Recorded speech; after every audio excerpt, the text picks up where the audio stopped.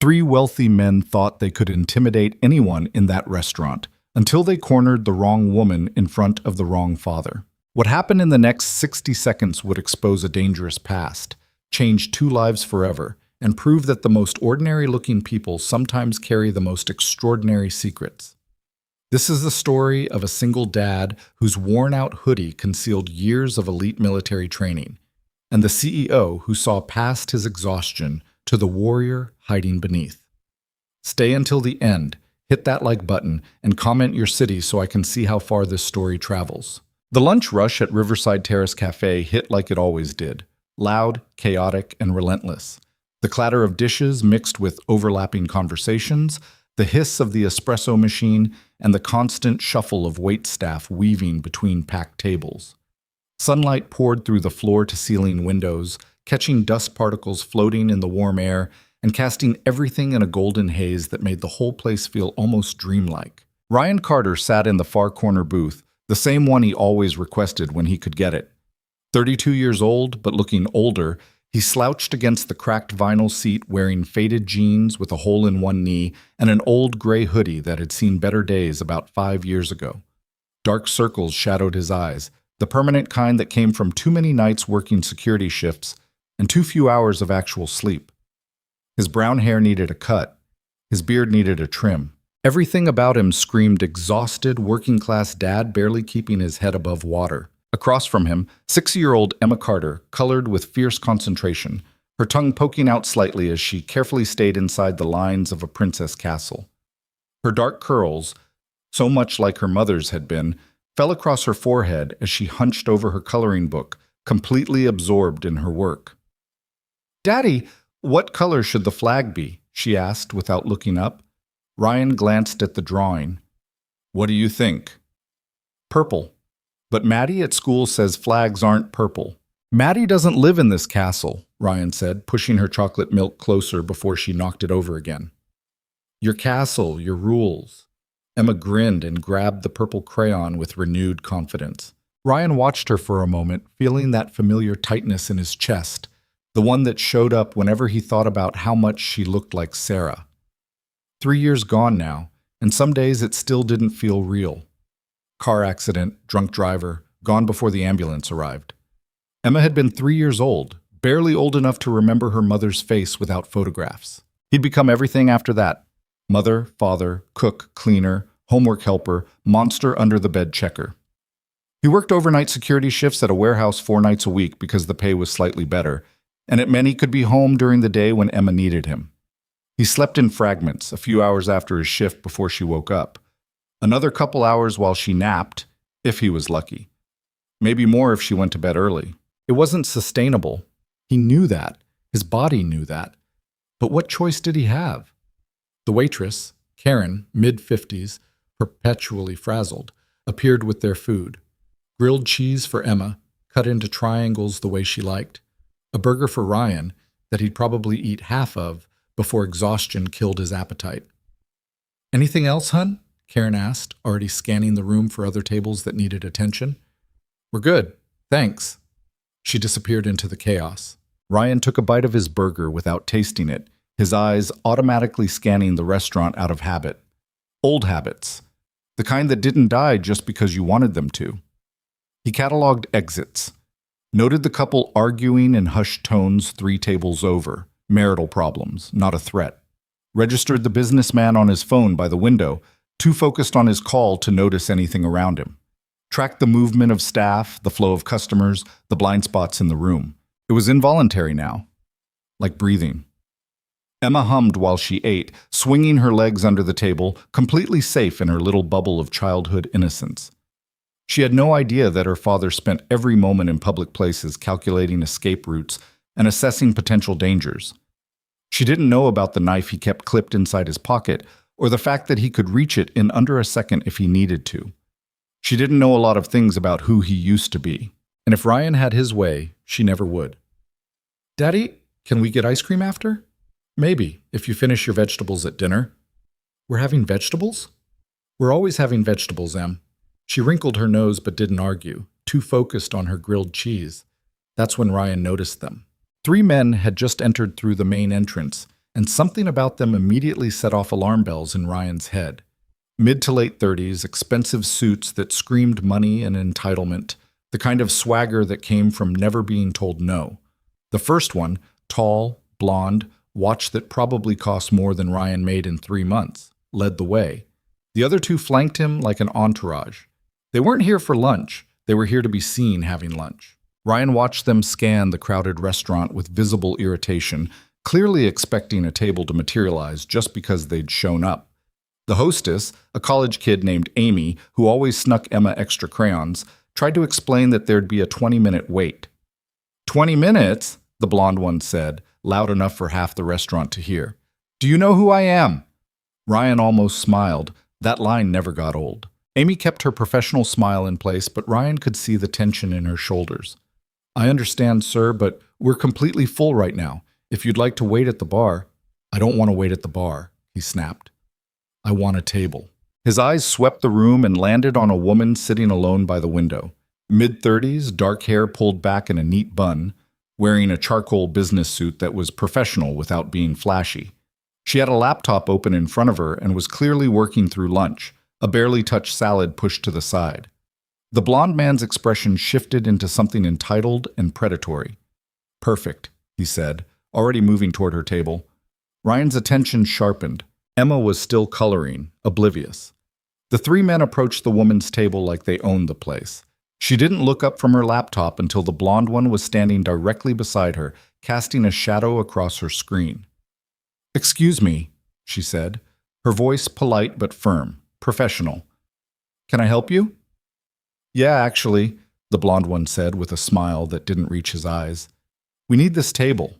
So if you could pack up your little work project and move along, that'd be great. The woman, Ryan could see her name card on the table now, Victoria Hayes, looked up at him with an expression of calm disbelief. I reserved this table. You can check with the hostess. I don't need to check with anyone, he said, his voice dropping into something uglier. I'm asking nicely. We need this table. And I'm telling you nicely, Victoria replied, her tone never wavering from professional courtesy, that this table is reserved, and I'm not moving. The restaurant had started to notice now. Conversations were quieting. People were turning to watch. Ryan felt his muscles tense, that old familiar awareness flooding his system. He knew how this was going to go. He'd seen it 100 times in 100 different places. Men like this didn't handle rejection well. They escalated. Daddy? Emma had noticed his attention was elsewhere. What's wrong? Nothing, sweetheart. Keep coloring. One of the other men, stockier, darker hair, leaned in closer to Victoria's table. Lady, you're really going to make this difficult. Just move. I'm not making anything difficult, Victoria said, still calm.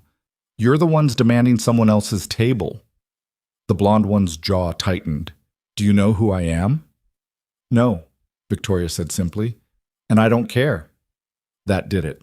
Ryan saw the shift in the man's body language, the way his hands clenched, the way his weight shifted forward, aggression looking for an outlet. Okay, you know what?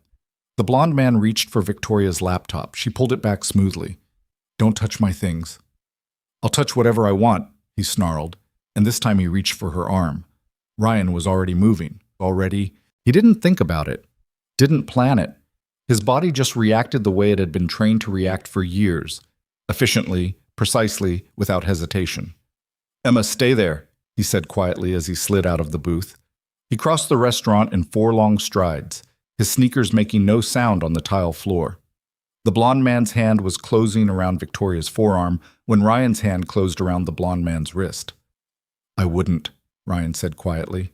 The blonde man spun, ready to unleash his anger on whoever had the audacity to interfere, and then he saw Ryan. Saw the exhausted-looking guy in the worn hoodie who didn't look like any kind of threat at all.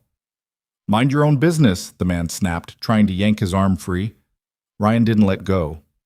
His grip was precise, firm enough to control the man's movement, but not hard enough to injure. Not yet.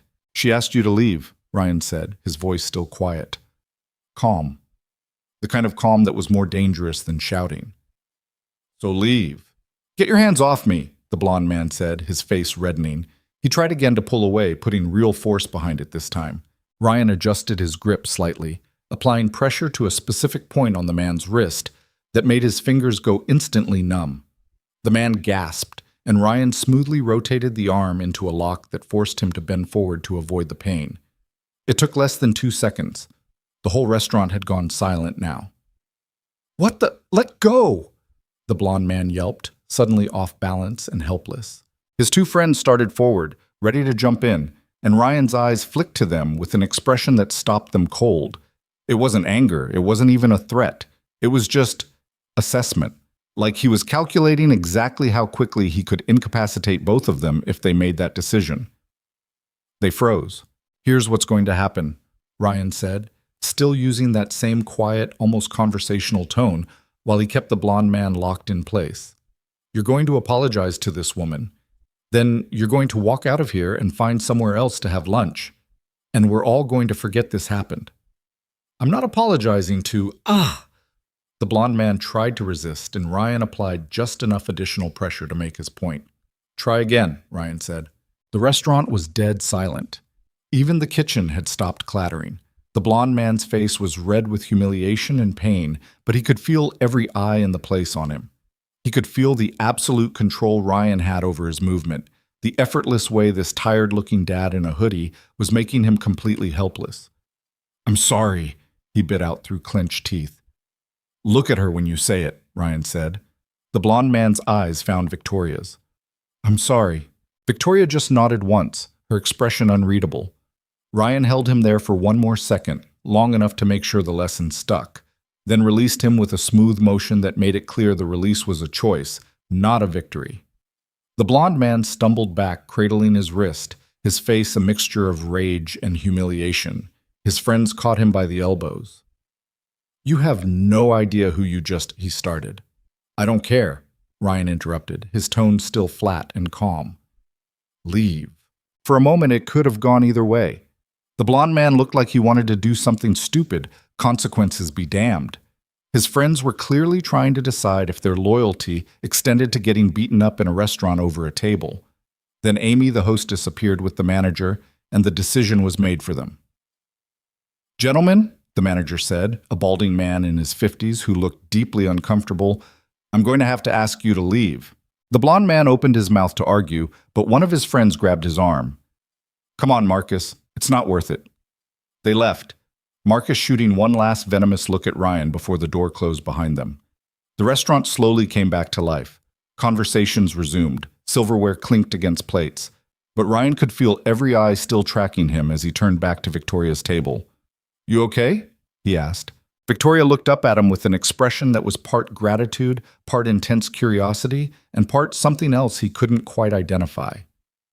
"I'm fine," she said. "Thank you. That was impressive."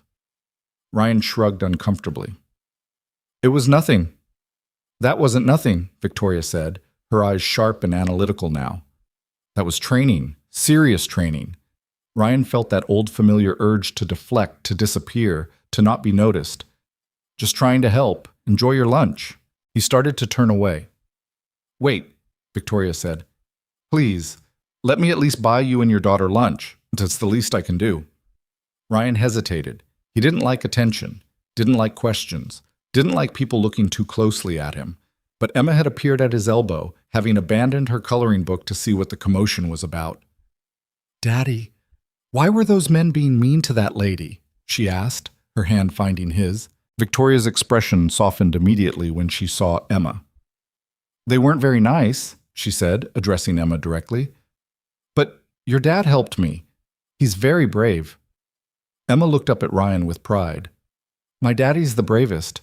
Ryan felt his chest tighten again, different than before, warmer.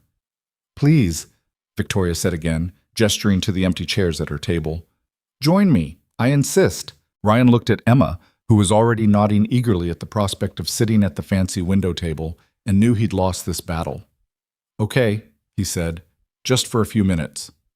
They moved to Victoria's table, Emma bouncing into the chair across from her while Ryan took the seat that gave him the best view of the entrance and exits. Old habits. "I'm Victoria," she said, extending her hand first to Emma. "What's your name?" "Emma Carter," Emma said, shaking hands with exaggerated seriousness. I'm 6.5. 6.5 is a very important age, Victoria said seriously. And who's this? She gestured to Emma's well-worn stuffed rabbit that went everywhere. That's Mr. Hopsworth, Emma explained. He's shy. I understand completely. I'm Ryan, Ryan added, shaking Victoria's hand. Her grip was firm, confident. Business professional. Ryan, Victoria repeated, studying him with those sharp, analytical eyes. Can I ask what you do for a living? Security, Ryan said automatically, the standard deflection. Night shifts mostly, nothing exciting. Uh-huh, Victoria said, clearly not buying it, but polite enough not to push. Well, your nothing exciting security training just prevented what could have been a very ugly situation. So thank you. Karen reappeared, looking relieved to see the drama was over. Everything okay over here? Perfect, Victoria said. Can you bring their lunch to this table and add it to my bill? You don't have to, Ryan started. I insist, Victoria said firmly. Please. Karen nodded and disappeared again. Emma had already started chattering to Victoria about her coloring book, her school, her best friend Maddie, who had 2 pet hamsters, and the fact that she was learning to read chapter books now. Victoria listened with genuine interest, asking questions and responding with the kind of attention that made Emma light up. Ryan watched the interaction, trying to reconcile the professional CEO who'd faced down 3 aggressive men without flinching with the woman who was now seriously discussing the relative merits of different crayon colors with his 6-year-old. Their food arrived. Emma dug into her grilled cheese while Victoria picked at her salad, and Ryan made himself eat the burger that had gone lukewarm.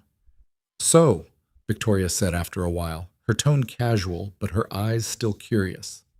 Military? Ryan paused mid-bite. Excuse me?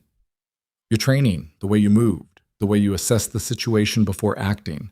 The joint lock you used, that wasn't security guard training. That was military, specialized military, if I had to guess. Ryan put down his burger slowly. You seem to know a lot about it. I'm in the security business, Victoria said simply. Corporate security consulting, executive protection, risk assessment. It's what I do. And what you did, she shook her head slightly. That kind of precision doesn't come from weekend self-defense classes. Ryan was quiet for a moment, debating how much to say. Emma was busy making a grilled cheese sandwich for Mr. Hopsworth from her napkin, not paying attention. I used to be military, he finally admitted. Long time ago. Different life. What unit? Can't say. Victoria's eyebrows rose. Can't or won't? Both, she smiled slightly. Fair enough. How long have you been out? About 4 years. And now you work security at where? Distribution warehouse. Overnight shifts. Victoria was quiet for a moment, and Ryan could practically see her mind working, putting pieces together. You left specialized military work to guard a warehouse at night? I left to raise my daughter, Ryan corrected quietly. The warehouse job just pays the bills. Victoria's expression shifted, understanding replacing curiosity. Her mother? Died 3 years ago. I'm sorry. Ryan shrugged, uncomfortable with sympathy. We manage. You more than manage, Victoria said, watching Emma color on Victoria's business notepad with Victoria's expensive pen. She's wonderful. She's everything, Ryan said simply. They ate in silence for a few minutes, Emma filling the quiet with her running commentary on her coloring. Finally, Victoria pulled a business card from her laptop bag and slid it across the table. Ryan picked it up. Victoria Hayes, CEO, and Founder Hayes Strategic Protection Group. The address was downtown. The website looked professional. The card itself was high quality, embossed lettering. We specialize in executive protection, corporate security consulting, and high-level threat assessment, Victoria said.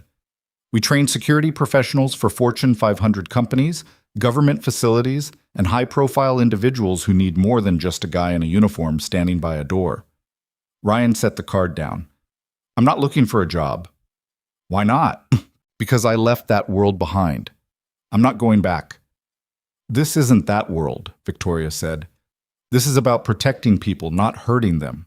It's about using your skills to keep people safe, to de-escalate situations before they become violent. What you did today, that's exactly what we train people to do. I appreciate the offer, but at least hear me out, Victoria interrupted gently. Please, what you have, those instincts, that training, that restraint under pressure, it's rare. Most people can't do what you just did. And the ones who can usually can't do it without someone getting hurt. Ryan was already shaking his head. Victoria leaned forward slightly. I'm not asking you to go back to war, Ryan. I'm offering you a chance to use everything you learned in a way that actually helps people. You'd be training others, developing protocols, running assessments. Yes, there would be field work sometimes, but nothing like what you're thinking. I've got Emma to think about, Ryan said. I can't just... Flexible hours, Victoria said immediately. You set your schedule around her school. She's your priority, and I respect that. In fact, I insist on it. Ryan looked at her skeptically. Nobody offers flexible hours for serious security work. I do, Victoria said firmly, because I've learned that the best people are the ones who have something worth protecting. They understand what's at stake better than anyone, and they bring that perspective to every job. Emma tugged on Ryan's sleeve. Daddy, I need to go to the bathroom. Okay, kiddo. It's right over there. Can you see it? Yep. She slid out of her chair and headed toward the restrooms, Mr. Hopsworth under one arm. Ryan watched until she disappeared inside, then turned back to Victoria. Look, I appreciate what you're trying to do, but the answer is still no. What are you making now? Victoria asked bluntly. At the warehouse? Ryan bristled slightly. That's personal. $35,000 a year? 40, if you're lucky? He didn't answer, which was answer enough. I'm offering you $90,000 to start, Victoria said, plus benefits, plus performance bonuses, for a 40-hour week that you schedule yourself around your daughter's needs. You'd make more in 1 year than you've made in the last 3 combined. Ryan felt like he'd been punched. $90,000. He tried to imagine what that kind of money could do.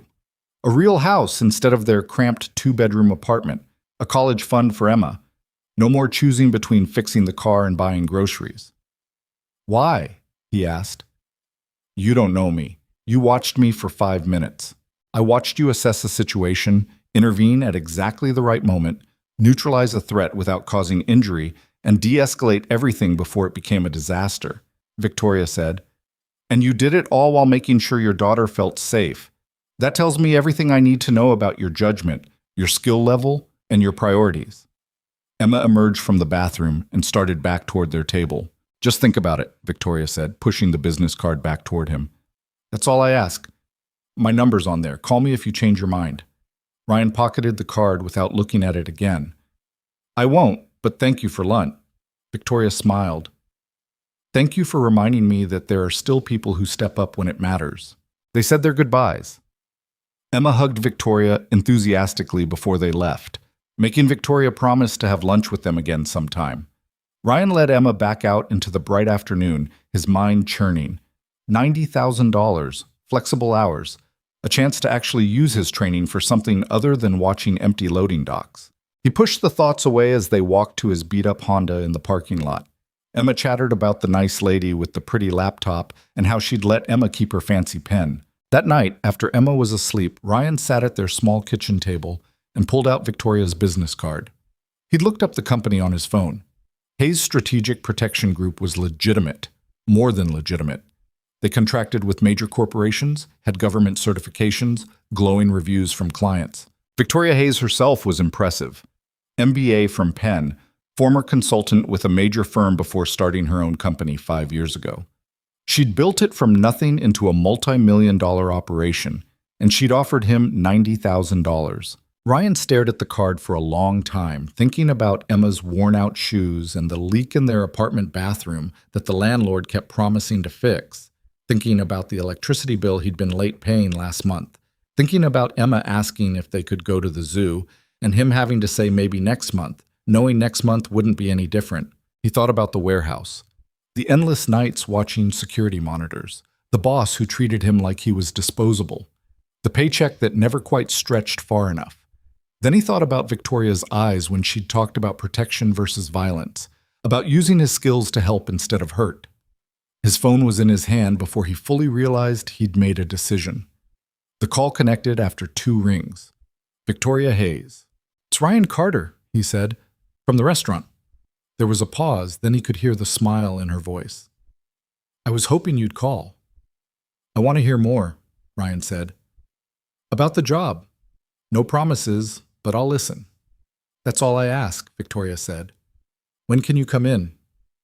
They set a meeting for the following Tuesday, Emma's day at his mother's house. After he hung up, Ryan sat in the quiet kitchen, staring at nothing. This could be a mistake. This could be the best decision he'd ever made. He had no idea which. But for the first time in 3 years, he felt like maybe, just maybe, there was a way forward that wasn't just survival.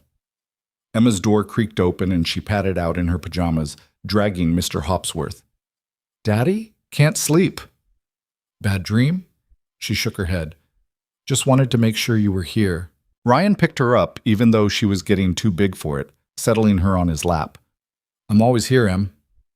The nice lady from lunch was pretty, Emma said sleepily. I liked her. Yeah, Ryan said quietly. Me too. Emma yawned. Are we going to see her again? Ryan looked at the business card still sitting on the table. Maybe, he said. Maybe we will. He carried Emma back to bed, tucked her in, and stood in her doorway for a long moment watching her sleep. Every decision he made for her. Every risk he took had to be worth it. This felt worth it. He just hoped he was right. Tuesday morning arrived with the kind of nervous energy Ryan hadn't felt in years. He'd dropped Emma at his mother's house early, and during her pointed questions about why he needed a whole afternoon free and whether this had anything to do with that woman from the restaurant, Emma wouldn't stop talking about. It's a job interview, Mom, he'd said, avoiding her knowing look. Uh-huh. And this job interview required you to actually iron a shirt? Ryan had left before she could interrogate him further. Now he stood outside a sleek glass building in the downtown business district, checking the address on Victoria's card for the third time. Hayes' Strategic Protection Group occupied the entire 4th floor. The lobby was all polished marble and modern art that probably cost more than his car. He felt completely out of place in his one good button-down shirt and the khakis he'd bought at Target 2 years ago for a funeral. Everyone moving through the lobby wore suits that actually fit, carrying briefcases and talking on phones about things that sounded important. Ryan almost turned around. Then his phone buzzed. A text from Victoria. Front desk knows you're coming. Take the elevator to 4. Looking forward to talking. Too late to back out now.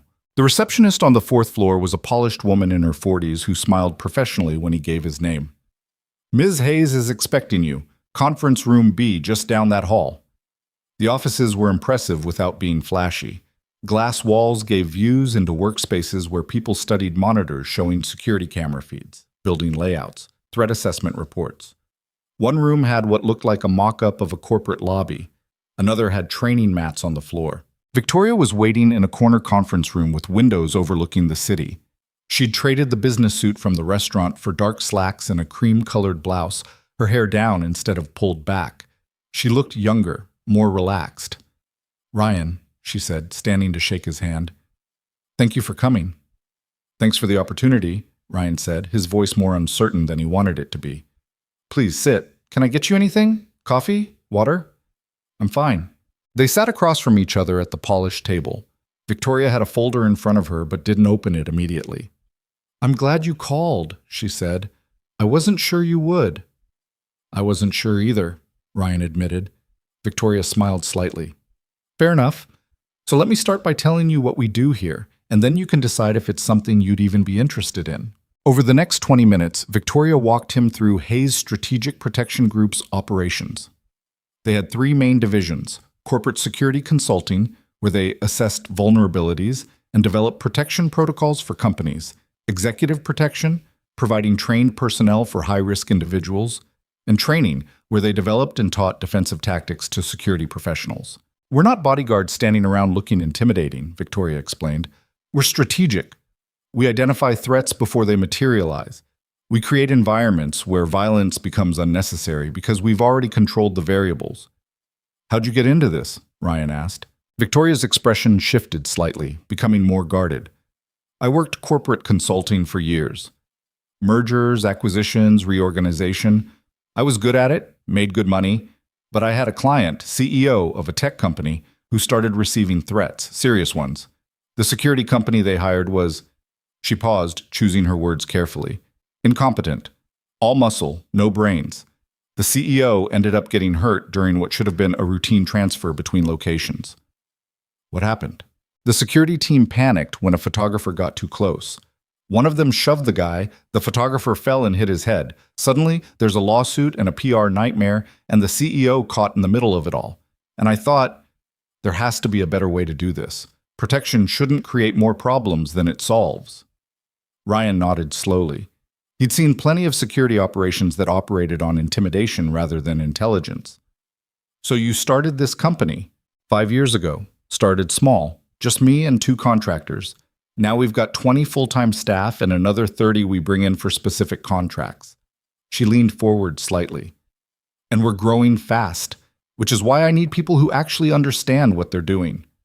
What makes you think I'm that person? Because you didn't hurt that guy at the restaurant, Victoria said simply. You could have, easily. I saw how you moved. You had complete control of that situation. You could have broken his arm, dislocated his shoulder, put him on the ground in a way that would have sent him to the hospital. But you didn't. You used exactly the amount of force necessary to stop the threat, and no more. That's not just training, Ryan. That's judgment. Ryan was quiet for a moment. I spent a long time learning how to hurt people, he finally said. I don't want to do that anymore. I'm not asking you to, Victoria said. I'm asking you to teach people how to protect without hurting. There's a difference. She opened the folder and pulled out several documents. This is what I'm proposing. You'd start as a senior training specialist, developing and implementing defensive protocols.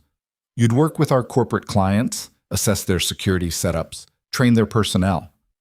Some field work would be involved, accompanying clients during high-risk situations, evaluating real-world scenarios, but the focus would be on prevention and de-escalation. She slid a paper across the table. Ryan looked at the salary figure and felt his stomach drop. $95,000. She'd lowballed it on the phone. That's starting salary, Victoria continued. Performance bonuses can add another $15,000 to $20,000. Full benefits, health, dental, vision, 4 weeks paid vacation. And like I said, flexible scheduling. You tell me what hours work around your daughter, and we make it happen. Ryan stared at the number. With that kind of money, he could move out of the apartment. Buy Emma a real bedroom set instead of the hand-me-down furniture they had now. Stop lying awake at night doing math on bills. What's the catch? He asked. Victoria raised an eyebrow. Catch? Nobody offers this kind of money with this kind of flexibility without a catch. She smiled slightly. The catch is that I expect excellence. I expect you to show up prepared, to put in the work, to actually care about what you're doing. I don't tolerate laziness or half measures. And I expect honesty. If something's not working, if you need help, if you disagree with a decision, you tell me. I'd rather have hard conversations than pleasant surprises. That's it? That's it, Victoria paused. Well, that and you'll have to pass a background check, drug screening, the usual. But I'm assuming that's not a problem? It's not. Then the job's yours if you want it. Ryan looked at the papers again, then back at Victoria. Why me? You barely know me. Victoria was quiet for a moment, her expression thoughtful. Can I be honest with you? Please? This company is my life's work, she said slowly. I built it from nothing, and I'm proud of what we've accomplished. But we're at a point where we could either keep growing or plateau. And the difference between those two outcomes is people.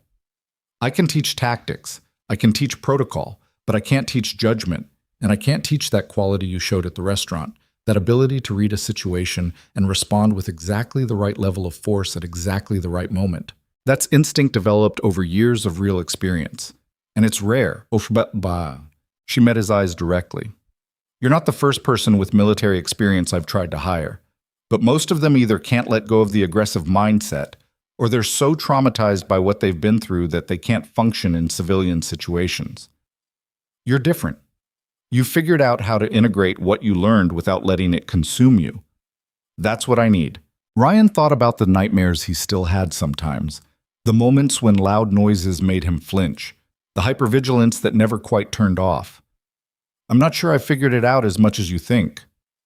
Nobody's perfect, Victoria said quietly. I'm not asking for perfect. I'm asking for someone who tries. They sat in silence for a moment. Through the window, Ryan could see the city spread out below, people moving through their lives, completely unaware of the decision being made in this room. "I need to think about it," Ryan finally said. "Of course. Take whatever time you need." Victoria pulled out another card and wrote something on the back. "That's my cell. Call me when you decide. Or if you have questions." Ryan took the card, then hesitated. "Can I ask you something?" "Anything." Why do you care so much? About doing this right, I mean. Most security companies just want bodies in uniforms. Victoria's expression shifted, becoming more vulnerable than he'd seen before. "Because I've seen what happens when protection becomes about power instead of safety. I've watched security personnel abuse their authority, escalate situations that should have been simple, hurt people who were just scared or confused, and every time it happens, everyone becomes less safe. The client, the personnel, the public, everyone." She stood and walked to the window, her back to Ryan. "I want to build something better than that, something that actually helps people feel secure without making anyone else feel threatened, and I can't do that alone." Ryan stood as well. "I appreciate your honesty." Victoria turned back to face him. "Before you go, would you mind if I showed you the training facility, just so you know what you'd be working with?" Ryan checked his phone. He had another hour before he needed to pick up Emma. "Sure." They took the elevator down to the second floor, which Hayes Strategic had also leased. The space had been converted into a state-of-the-art training facility. One area had multiple rooms set up to simulate different environments: a corporate lobby, a parking garage, a residential hallway. Another section had a gym with equipment specifically designed for defensive training. A class was in session in one of the simulation rooms. Ryan watched through the observation window as an instructor worked with 4 students on response protocols for aggressive individuals. The instructor was good, calm, clear, focused on positioning and awareness rather than combat techniques. "That's Marcus Chen," Victoria said, "former LAPD, specialized in crisis intervention. He's been with me for 3 years. Good instructor, but his background is law enforcement. I need someone who can bring a different perspective. Someone who's operated in environments where the rules were different and the stakes were higher." They moved through the facility, Victoria pointing out different areas and explaining how they used the space. She introduced him to several staff members who were friendly without being pushy. Everyone seemed competent and professional. In the main gym area, 2 people were practicing defensive holds on the mats. Their technique was solid but textbook. They were doing everything correctly but without the fluid adaptability that came from real experience. "What do you think?" Victoria asked. Ryan watched the practice session. "They're good, well-trained." "But?" He glanced at her, surprised she'd caught his reservation. "But they're thinking too much, following steps instead of reading the situation." "Could you teach them not to?" Ryan considered. "Maybe. It's hard to teach instinct. But you could try." "I could try," he admitted. They headed back upstairs.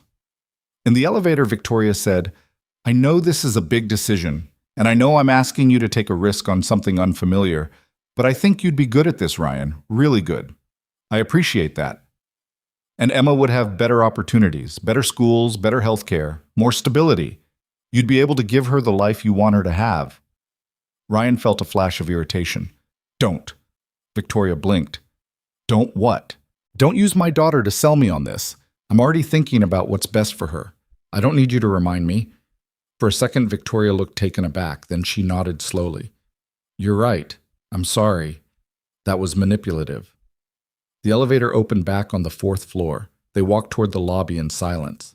At the elevators, Victoria extended her hand. "Thank you for coming in. Whatever you decide, I meant what I said at the restaurant. Thank you for stepping in. Not everyone would have." Ryan shook her hand.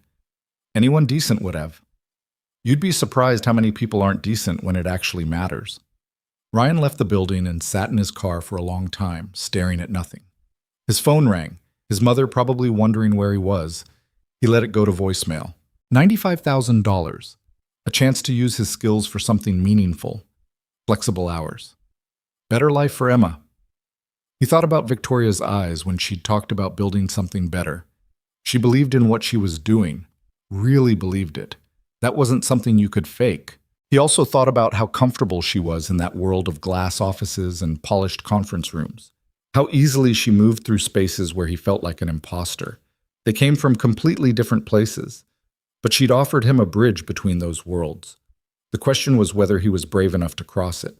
He picked up Emma from his mother's house, and during another round of questions, he deflected with practiced ease. Emma chattered about her day, about the puzzles she'd finished with Grandma, about the cookies they'd baked. That night, after Emma was asleep, Ryan pulled out his laptop, a 6-year-old Dell that took 3 minutes to boot up, and researched Hayes' Strategic Protection Group more thoroughly. He read client testimonials, looked up Victoria's background, checked the company's certifications and credentials. Everything checked out. More than checked out. The company had an impressive reputation. He found an interview Victoria had given to a security industry magazine 2 years ago. The interviewer had asked about her philosophy on protection services. Too many people in this industry think protection means aggression, Victoria had said. They think the best security is the most intimidating security, but that approach creates more risk than it prevents. Real protection is about intelligence, awareness, and creating environments where violence becomes unnecessary. It's about making people feel safe, not afraid. Ryan read the quote 3 times. He thought about the warehouse, about his boss who'd asked him to cover an extra shift this weekend because someone had called in sick, not caring that it was Emma's birthday, about the paycheck that had bounced last month, forcing Ryan to use money from his emergency fund, the emergency fund that was now basically empty. He thought about Emma's upcoming dental appointment and the cavity that needed filling, about her shoes that were getting too small, about the field trip her class was taking next month that cost $40 he didn't really have. Then he thought about what $95,000 could do. His phone was in his hand before he talked himself out of it. Victoria answered on the second ring. "Ryan? I have some conditions," he said. There was a pause, then, "I'm listening." "I need to be done by 3 o'clock every day to pick up Emma from school. No exceptions unless I arrange other care in advance. I need flexibility if she's sick or has school events. And I need 2 weeks to give notice at my current job and get childcare figured out." "Done," Victoria said immediately. "Anything else?" "If I don't think this is working, for any reason, I can leave without penalty. I'm not signing any contract that locks me in." "Fair enough, though I should mention that our standard employment is at will anyway. Either party can terminate with 2 weeks' notice." Ryan took a breath. "Okay, then I'm in." He could hear the smile in Victoria's voice. "Really?" "Really. But I still think you might be making a mistake." "I'll take that risk," Victoria said. "Can you start 3 weeks from Monday?" "Yeah, I can make that work." "Perfect. I'll have HR send over the paperwork tomorrow. Welcome aboard, Ryan." After they hung up, Ryan sat in the quiet apartment trying to process what he'd just done. He'd quit his job, committed to something completely outside his comfort zone, put his trust in someone he barely knew. It was terrifying. It was also the first decision in 3 years that felt like moving forward instead of just surviving. Emma's door creaked open. She padded out in her unicorn pajamas, rubbing her eyes. "Daddy, you're talking loud." "Sorry, sweetheart. Did I wake you?" She climbed into his lap, still half asleep. "Who were you talking to?" "The nice lady from the restaurant, Ms. Hayes." Emma perked up slightly. "Really? Why?" "Because I'm going to work for her, at her company." "Does that mean we'll see her more?" "Probably, yeah." Emma smiled sleepily. "Good. I liked her. She was nice to Mr. Hopsworth." Ryan carried her back to bed, tucked her in, kissed her forehead. "Get some sleep, Em." "Daddy?" "Yeah? Is this a good thing? The new job?" Ryan paused in the doorway. "I think so, sweetheart. I really think so." "Okay," Emma yawned. "Love you." "Love you too, kiddo." The next 3 weeks passed in a blur of preparation and anxiety. Ryan gave notice at the warehouse. His boss barely reacted, just asked if he could work through the weekend. He arranged for Emma to go to after-school care 2 days a week, and his mother to pick her up the other 3. He filled out more paperwork than he'd seen in his entire military career. Background check, drug test, benefits enrollment, tax forms. The background check made him nervous. His military service was largely classified, buried under redactions and security protocols. But whatever Victoria's HR department found, it apparently satisfied them because they cleared him without questions. His last night at the warehouse felt anticlimactic. He turned in his uniform shirt and security badge to a supervisor who barely looked up from his phone. 4 years of overnight shifts reduced to a signature on a checkout form. Emma was excited about his new job in the way kids got excited about things they didn't fully understand. She told everyone at school that her daddy was going to work at an important office with the nice lady who bought them lunch. Ryan's mother was more skeptical. "You're sure about this woman?" she asked when he dropped Emma off the Sunday before his start date. "You barely know her." "She runs a legitimate company, Mom. I vetted it. That's not what I'm asking." Ryan sighed. "What are you asking?" His mother gave him that look, the one that said she could still see through him the way she had when he was 12 years old. "I'm asking if you're taking this job because it's a good opportunity or because you're interested in her." "It's a good opportunity," Ryan said firmly. "The pay is more than double what I was making, the hours work around Emma. It's a smart move." "Uh-huh." "What?" "Nothing," his mother said, but she was smiling in that knowing way that made Ryan want to end the conversation immediately. "I hope it works out, honey. You deserve something good." Monday morning arrived with a knot of anxiety in Ryan's stomach that coffee couldn't touch. He'd bought 2 new shirts and a pair of actual dress pants that fit. Emma had helped him pick out a tie, navy blue with small anchors on it that she'd declared very professional. He dropped her at school early, getting a hug that lasted a bit longer than usual. "You're going to do great, Daddy," Emma said with the absolute confidence only a 6-year-old could have. "Thanks, Em. Have a good day at school." "You too." The Hayes Strategic Building looked even more intimidating on his first official day. Ryan took the elevator to the 4th floor where the same receptionist from his interview greeted him with a smile. "Ryan Carter, right? Welcome. Ms. Hayes asked me to send you to her office when you arrived." Victoria's office was corner suite with windows on 2 walls and a view that probably cost extra. She was on the phone when he arrived, but gestured for him to come in and sit. "I understand your concern," she was saying into the phone, her voice calm but firm. "But our assessment stands. Your current lobby protocols have 3 major vulnerabilities that need to be addressed before we can certify the space as secure. I'm sending over the detailed report this afternoon." A pause. "Yes, I know it'll be expensive. Security usually is. But it's less expensive than a lawsuit after someone gets hurt." She hung up and turned her attention to Ryan. "First day. How are you feeling?" "Nervous," Ryan admitted. "Good. Means you care." She stood and grabbed a folder from her desk. "Okay, so here's the plan. This morning I'm going to walk you through our current training programs and introduce you to the team. This afternoon you'll observe Marcus running a corporate client session. Tomorrow we'll start getting you up to speed on our assessment protocols. Sound reasonable?" "Sounds fine." "Great. Also, and feel free to say no, but Emma's school lets out at 3, right?" Ryan tensed slightly. "Yes. I was thinking, on days when your mom picks her up, maybe she could bring Emma here after school sometimes. We've got a break room with tables she could do homework at, and there's a coffee shop on the ground floor. Just a thought, so you don't have to rush out immediately at 3 on days you're in the middle of something." Ryan stared at her. "You want me to bring my 6-year-old to work?" "Only if it helps. I just thought—" Victoria paused, looking slightly uncertain for the first time since he'd met her. "I just thought it might make the transition easier, but if it's inappropriate—" "No," Ryan interrupted. "It's actually really thoughtful. Thank you." Victoria smiled, looking relieved. "Okay then, ready for the tour?" She walked him through the office, introducing him to what felt like dozens of people whose names he'd never remember. The operations manager, the lead consultant, the HR director, 3 trainers, the IT guy, several administrative staff. Everyone was friendly and professional, welcoming him without making a big deal about it. Marcus Chen, the lead trainer Victoria had mentioned, shook his hand with a firm grip and a measuring look. "Heard you've got some interesting background," Marcus said. "Looking forward to working with you." "Same," Ryan said, not sure what else to add. In the break room, Victoria poured them both coffee and leaned against the counter. "Overwhelmed yet?" "Getting there. It'll get easier. First few days are always information overload." She took a sip of her coffee. "Marcus is going to be your main point of contact for training operations. He's been doing this for a while, knows the systems inside and out.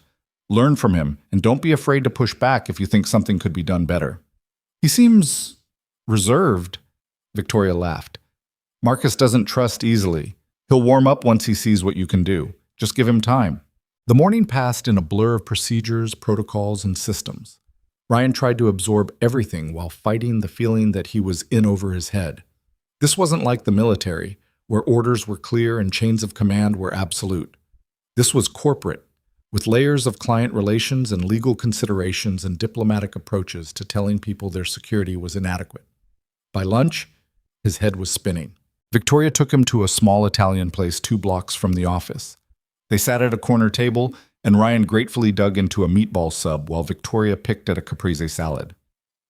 "So," she said after a few minutes, "honest assessment. What do you think so far?" Ryan swallowed his bite. "I think I have no idea what I'm doing."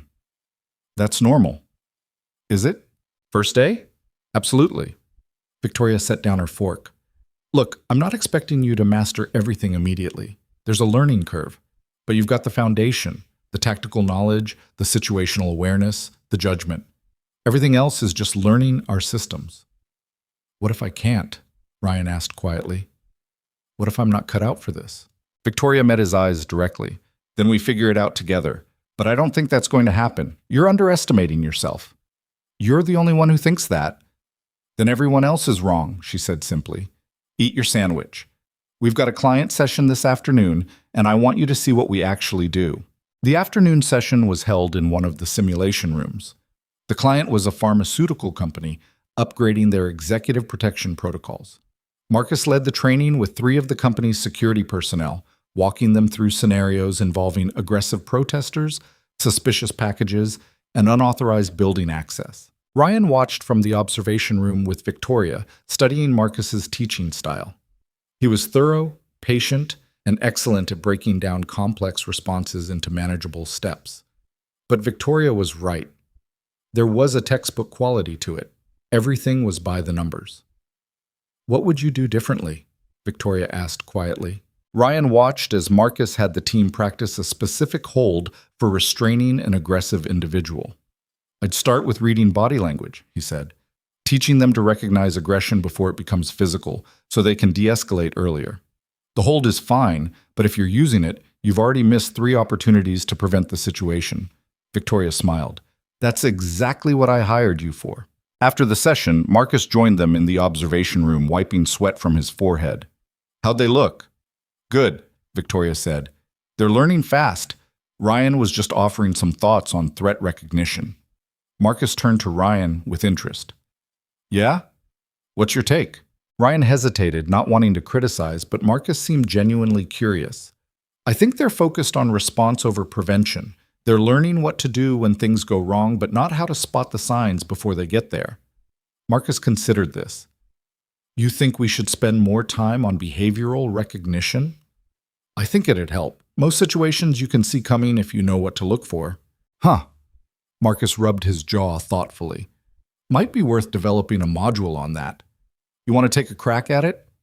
Ryan blinked. "I've been here 8 hours." "So, you've got the expertise. Victoria hired you for a reason." Marcus clapped him on the shoulder. "Think about it. Could be a good project for your first month." After Marcus left, Victoria turned to Ryan with a knowing smile. "See, you're going to fit in just fine." Ryan wasn't so sure, but he was starting to think that maybe, just maybe, he could actually do this. The day ended with more paperwork and Victoria walking him through the computer systems. At 2:45, she looked up from the training schedule they were reviewing. "You should probably head out. Don't want to be late for Emma." Ryan checked his phone, surprised at how fast the time had gone. "Yeah, thanks. Same time tomorrow?" "I'll be here." He made it to Emma's school with 5 minutes to spare. When she came running out with her backpack bouncing, her face lit up. "How was your first day?" she asked as she buckled into her car seat. "It was good," Ryan said, realizing he meant it. "Really good." "Did you see Miss Hayes?" "All day. She's my boss." "That's good," Emma said seriously. "She's nice. Nice people should be bosses." Ryan smiled as he pulled out of the parking lot. "You're absolutely right, kiddo." That night, after Emma was in bed, Ryan sat at his kitchen table with his laptop and started sketching out ideas for a threat recognition training module. He had no idea if Marcus had been serious about him developing it, but the concept had grabbed hold of his brain and wouldn't let go. His phone buzzed with a text from Victoria. "Forgot to say, you did great today. See you tomorrow." Ryan stared at the message for a moment, then typed back, "Thanks for the opportunity." Her response came immediately. "Thank you for taking it." Ryan set his phone down and went back to his notes, feeling something he hadn't felt in a long time. Hope. 6 months passed faster than Ryan thought possible. The threat recognition module he'd sketched out that first night turned into a full training program that Marcus immediately integrated into their corporate sessions. Clients loved it. Finally, someone was teaching their security teams to think instead of just react. Within 3 months, Hayes Strategic was getting requests specifically for Ryan's programs. The money was real. The first paycheck had made Ryan stare at his bank account for a solid 5 minutes, convinced there'd been a mistake. There hadn't been. He'd paid off his credit card debt in 2 months, bought Emma new shoes without checking the price tag first, started actually putting money into savings. They'd moved out of the cramped apartment into a small house with a fenced backyard in a neighborhood with good schools. Emma had her own room, painted purple at her insistence, with actual furniture instead of hand-me-downs. Ryan had bought a reliable car to replace the Honda that had finally died in a grocery store parking lot. For the first time in years, he could breathe. But it wasn't just the money that had changed things. It was the work itself. Ryan had forgotten what it felt like to be good at something, to use his brain and his training in ways that actually mattered. He'd spent so long just surviving that he'd forgotten he could do more than that. And then there was Victoria. They'd fallen into an easy working relationship that had somehow become more than that without either of them quite noticing when it happened. She'd started joining him for lunch a couple times a week, their conversation shifting from business to personal. Her frustrations with a difficult client, his concerns about Emma struggling with math homework, both of them trading stories about their pasts in careful increments. Ryan learned that Victoria had built her company after her father died, leaving her enough money to take the risk, but not enough to coast on. That she worked 16-hour days because she didn't know how to stop. That she lived alone in a downtown condo that was beautiful and empty and felt nothing like home. Victoria learned that Ryan still had nightmares sometimes about missions he couldn't talk about. That he'd met his wife in college before he'd enlisted, back when he thought he'd be an engineer. That raising Emma alone terrified him more than anything he'd faced overseas because there was no training manual for being both parents at once. Emma adored Victoria, which complicated things in ways Ryan hadn't anticipated. His mother had been right to be skeptical. Somewhere along the way, professional respect had shifted into something that made Ryan's chest tight when Victoria smiled at him across the conference table. He hadn't done anything about it, wasn't sure he should. She was his boss. It would be complicated. He had Emma to think about, but he thought about it more than he wanted to admit. It was a Tuesday afternoon in late September when everything shifted. Ryan was in the training facility working with a group of security personnel from a tech company when Victoria appeared in the observation room window. She caught his eye and held up her phone, mouthing, "Need to talk." He wrapped up the session early and found her waiting in her office. She was pacing, which immediately set off warning bells. Victoria didn't pace. "What's wrong?" Ryan asked, closing the door behind him. "I just got off the phone with the FBI," Victoria said without preamble. "They have a situation. High-risk witness protection case. Federal prosecutor testifying against an organized crime network in 3 weeks. She's received credible death threats, specific, detailed ones that mention her 7-year-old daughter by name." Ryan felt his stomach drop. "They want us to provide protection?" "They want you specifically," Victoria said, turning to face him. "They've reviewed our corporate work. They want the person who developed our threat recognition protocols. They want someone who can operate in a high-stress environment with civilian safety as the absolute priority." "Victoria, I know," she interrupted. "I know what I'm asking. This isn't corporate training. This is field work, real danger, the kind of assignment you left behind." Ryan sat down heavily in one of her office chairs. "How high risk are we talking?" Victoria pulled out a file and handed it to him. "The prosecutor, her name is Jennifer Morrison, has been working this case for 2 years. The organization she's going up against has connections to 3 murders, multiple assaults, extensive racketeering. They've already tried to bribe her. When that didn't work, they started threatening her family." Ryan opened the file. Jennifer Morrison's photo showed a woman in her late 30s with tired eyes and a determined expression. The next photo showed a little girl with dark pigtails, missing her two front teeth. Her daughter's name is Sophie, Victoria said quietly. She just turned 7. Ryan stared at the photo, thinking about Emma, about what he'd do if someone threatened her, about how terrified Jennifer Morrison must be right now. What's the scope? He asked, still looking at the file. Full protection detail for 3 weeks leading up to the trial. You'd coordinate with FBI security but maintain operational independence. Safe house setup, transportation protocols, threat assessment, everything. That's a lot for one person. You'd have support. Marcus can handle things here while you're gone. I'd work with you on the operational planning, and the FBI is providing additional personnel for perimeter security. Ryan looked up at her. You've already said yes, haven't you? Victoria met his eyes. No, I told them I needed to talk to you first. This is your decision, Ryan. If you say no, I'll turn it down and will never speak of it again. They specifically requested me. That's going to damage our relationship with them. I don't care, Victoria said firmly. You didn't sign up for this kind of work. I'm not going to force you into it just because it's good for business. Ryan looked back at Sophie Morrison's photo. 7 years old, same age Emma would be in 6 months. Tell me honestly, he said. Can anyone else do this? Victoria was quiet for a long moment. Not as well as you. The FBI approached us because they need someone who can think tactically while keeping civilian safety paramount. Most protection specialists with your level of training come from backgrounds where civilian casualties were acceptable losses. You're different. You spent years operating in populated areas where one mistake could turn an entire community against your mission. That's the mindset they need. What about Emma? Ryan asked. 3 weeks is a long time. Your mom could stay at your place, or Emma could stay with her, whatever works better. Victoria paused. I'll make sure Emma's taken care of, Ryan, whatever you need. Ryan closed the file and handed it back to her. I need to think about it. Of course. Take whatever time you need. How long do I have? They need an answer by tomorrow morning. Ryan stood and walked to the window, looking out over the city. Somewhere down there, Jennifer Morrison was trying to figure out how to keep her daughter safe while doing her job. Somewhere, Sophie Morrison was probably coming home from school, completely unaware that someone wanted to hurt her mother. If I say yes, Ryan said slowly, I need complete operational control. The FBI can provide resources and intelligence, but I make the final calls on protection protocols. Victoria nodded. I'll make sure that's in the contract. And I need 2 days to prepare. Review the case file, assess the safe house location, develop transport routes. I'm not going into this blind. Done. Ryan turned back to face her. Why does this feel like a test? It's not a test, Victoria said. It's a choice. And whatever you choose is the right answer. Is it? Ryan asked.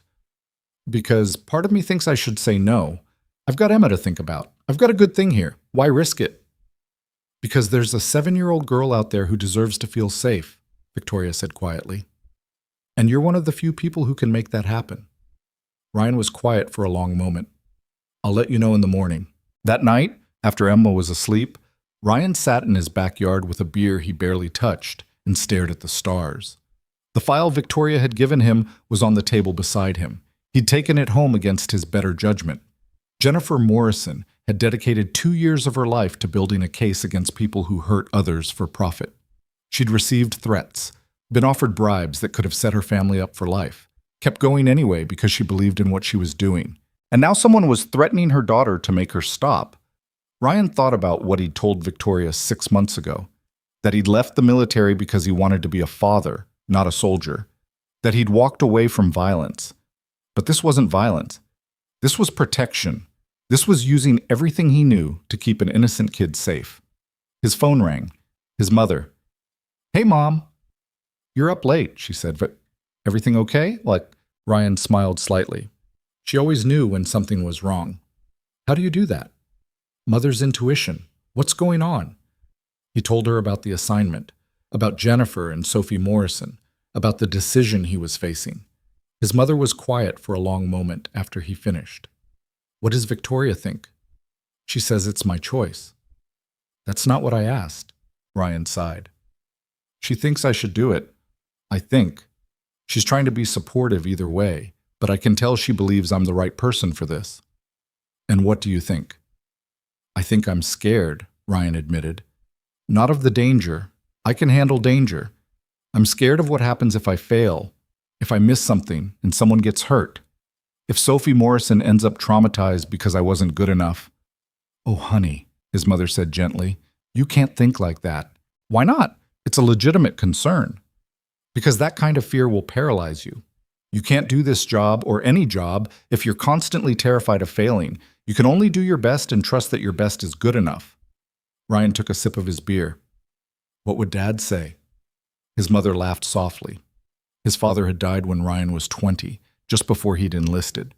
Your father would say that fear is the price of caring, and that caring is what makes you good at what you do. That sounds like him. He'd also tell you that Emma needs a father who stands up when it matters, not because he's perfect or fearless, but because he knows it's right. Ryan thought about Emma, asleep upstairs in her purple room, about the life he was building for her, about the example he was setting. If I do this, he said slowly, I need you to stay at the house with Emma. 3 weeks. Can you do that? Of course I can, his mother said immediately. You know I love spending time with her. It might be difficult. She's going to ask questions about where I am and why I left. I'll handle it, his mother said firmly. You just focus on keeping that little girl and her mother safe. After they hung up, Ryan sat in the quiet for a while longer. Then he pulled out his phone and texted Victoria. I'm in. Let's keep them safe. Her response came 2 minutes later. I knew you'd say yes. FBI briefing tomorrow at 9. I'll be there with you. The next morning, Ryan and Victoria sat in a secure conference room at the FBI field office downtown. 3 agents were there. Special Agent David Richardson, a grizzled veteran in his 50s who ran organized crime investigations. Special Agent Laura Chen, younger, sharp-eyed, clearly the tactical specialist. And Special Agent Marcus Webb, who apparently handled witness coordination. Richardson did most of the talking, walking them through the case against the crime organization and the specific threats against Jennifer Morrison. They're not subtle, Richardson said, sliding crime scene photos across the table. This is what they did to the last witness who was going to testify. Found him in his car 3 blocks from the courthouse. Ryan looked at the photos without flinching. He'd seen worse. How credible are the current threats? Very, Agent Chen said. We've intercepted communications that specifically mention the prosecutor and her daughter. They've done surveillance on her home, her office, her daughter's school. They know her routine. Have you moved her yet? Victoria asked. We pulled her and her daughter out of their house 2 days ago, Webb said. They're in a temporary location, but it's not ideal for long term. We need a proper safe house set up with professional protection before the trial starts. Show me what you've got for locations, Ryan said. Chen pulled out a laptop and brought up 3 potential safe houses. Ryan studied each one, immediately seeing problems with all of them. This one's too isolated, he said, pointing to a rural property. Single access road means 1 entry point but also 1 exit. If they find you, you're trapped. What about this one? Chen asked, showing a suburban house. Too many neighbors, too many variables. Someone notices something, posts on social media. Suddenly everyone knows there's FBI activity in the neighborhood. And the third? Ryan studied the photos of a townhouse in a medium-density residential area. Multiple exits, decent sight lines, close enough to the city for quick emergency response, but not so conspicuous that it would draw attention. This one could work, he said, but I need to see it in person before I commit. We can arrange that for this afternoon, Richardson said. What else do you need? Complete background on Jennifer and Sophie Morrison. Medical history, dietary restrictions, medications, fears, triggers. If Sophie's afraid of the dark, I need to know that. If Jennifer has a medication she takes at specific times, I need to know that. Webb made notes. We can get you that information. I need to meet with them before we move them to the safe house, Ryan continued. Build rapport, establish trust, explain what's going to happen. They're going to be scared and isolated for 3 weeks. That's a long time, especially for a 7-year-old. They need to know I'm there to protect them, not just control them. Richardson nodded approvingly. Most protection specialists just want to lock their principals in a room and forget about them. You actually sound like you care about their well-being. They're people, not packages, Ryan said simply. Treat them like packages and they'll fight you every step of the way. Treat Treat them like people, and they'll work with you to stay safe. Victoria spoke up for the first time. What kind of support personnel are you providing? 2 agents for perimeter security, rotating 12-hour shifts, Chen said, plus surveillance monitoring from our operations center. Not enough, Ryan said flatly. I need a minimum of 4 personnel for perimeter, 2 on site, 2 as backup, and I need communications equipment that doesn't rely on cell service in case they try to jam signals. That's a lot of resources, Richardson said carefully. That's what proper protection requires, Ryan countered. You want me to keep your witness safe, I need the tools to do it right. Otherwise, find someone else. Richardson and Chen exchanged glances. Victoria hid a smile. We'll make it work, Richardson finally said. What else? They spent the next 2 hours going over details. Communication protocols, emergency procedures, food delivery logistics, medical contingencies.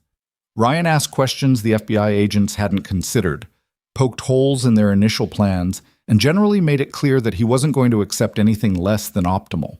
By the time the meeting ended, Ryan had a list of requirements a page long and the grudging respect of 3 federal agents who weren't used to contractors telling them how to do their jobs.